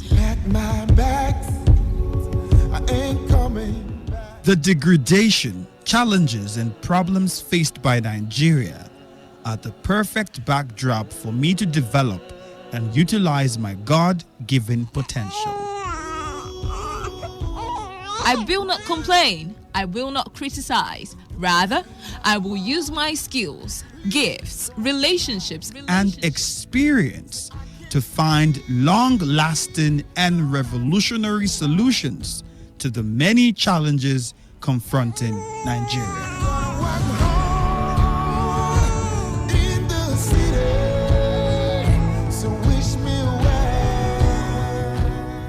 Nigeria will rise again.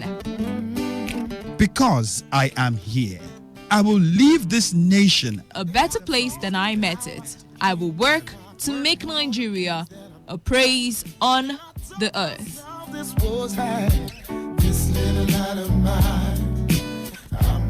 I will work to make Nigeria a praise on the earth. So help me God. Let me tell you how I got this far.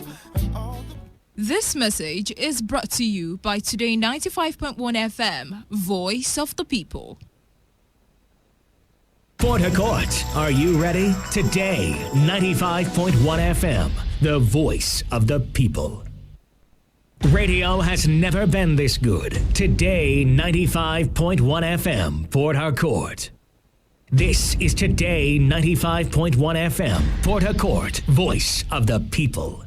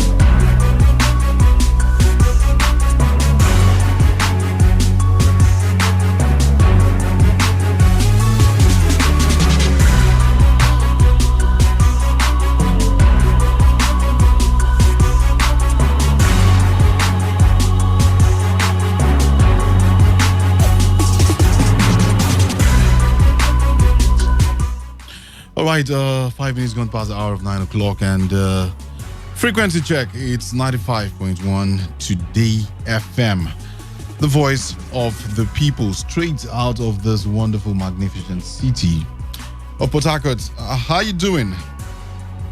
Everything nice, I suppose. I hope everything is going as planned. Just in case your day did not quite go as planned, well, not to worry. Like I always love to say, tomorrow is definitely another day, and you get to have another shot at making things better or making things right just the way you would have loved it. My name is Coco Greg, and I welcome you to today's edition of the program that is known as Opinion Poll right here on Today 95.1 FM. Well, like you well know, all we do right here is we get to gather around and sample our opinions, make our voices heard, get to air our views with regards to unfolding events in the states, the region, the country, and the world at large. Okay, and of course, you know how I always love to bring you up to speed with recently unfolding events that are just happening. Okay, because I know you would love to be privy of most of those events. So here's the time when you get to call someone, to let someone know, to text someone, or you could just walk up to someone's door and tap the door and say, hey, Opinion Poll is right about now, live on your radio.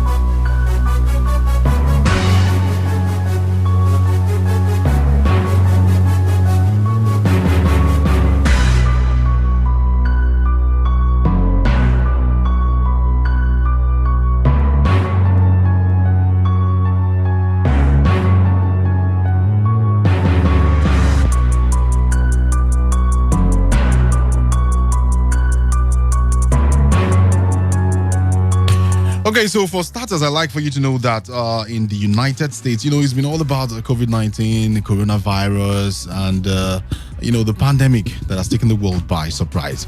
I'd like for you to know that the U.S. COVID-19 cases have hit 1 million. Wow. So the number of confirmed coronavirus infections in the United States topped 1 million on Tuesday, that is today. And this is according to a tally by Johns Hopkins University. The pandemic has claimed the lives of more than 57,000 people in the U.S., which leads the world in the number of confirmed infections with 1,002,498 cases by the Baltimore-based school's latest count.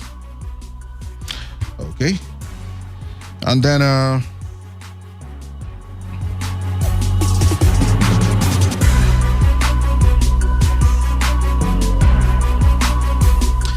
Germany. Germany has donated an additional 5.5 million euros to Nigeria towards the fight against the pandemic. Now, this if you do the maths, that's equivalent of about 2.2 billion naira, all towards the fight against the coronavirus. All right.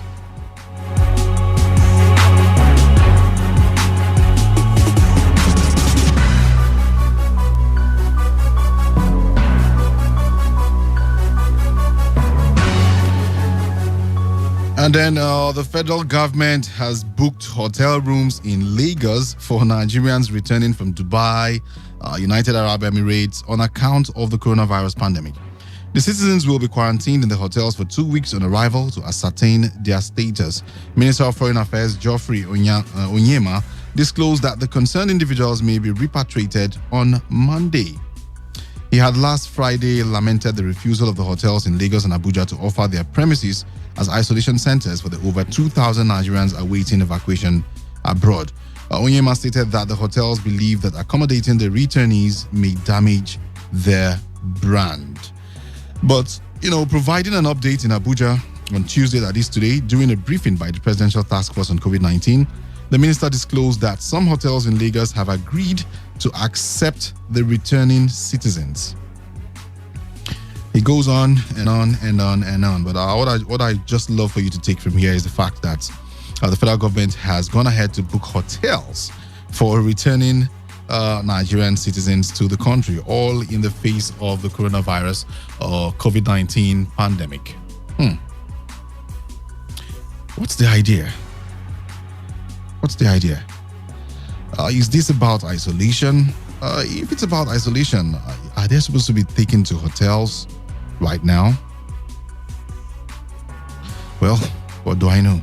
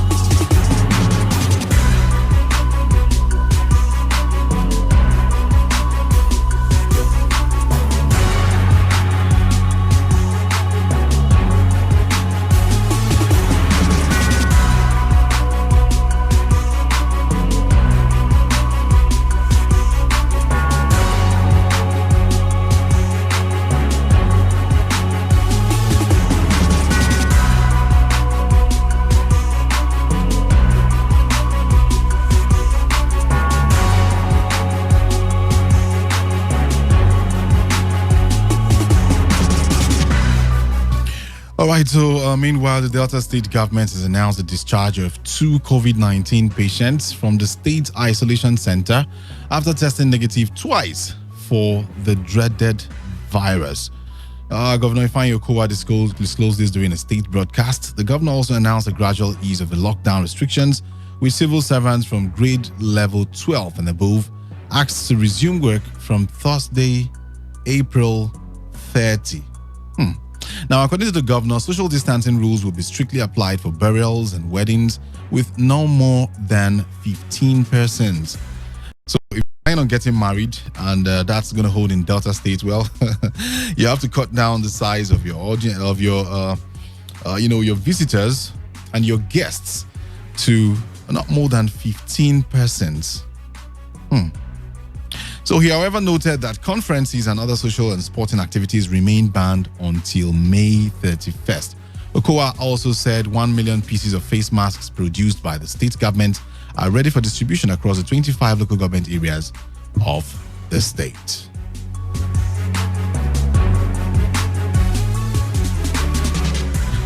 Of course, you know that the federal government has declared Friday, May 1st, 2020 as public holiday to mark this year's International Workers' Day celebration.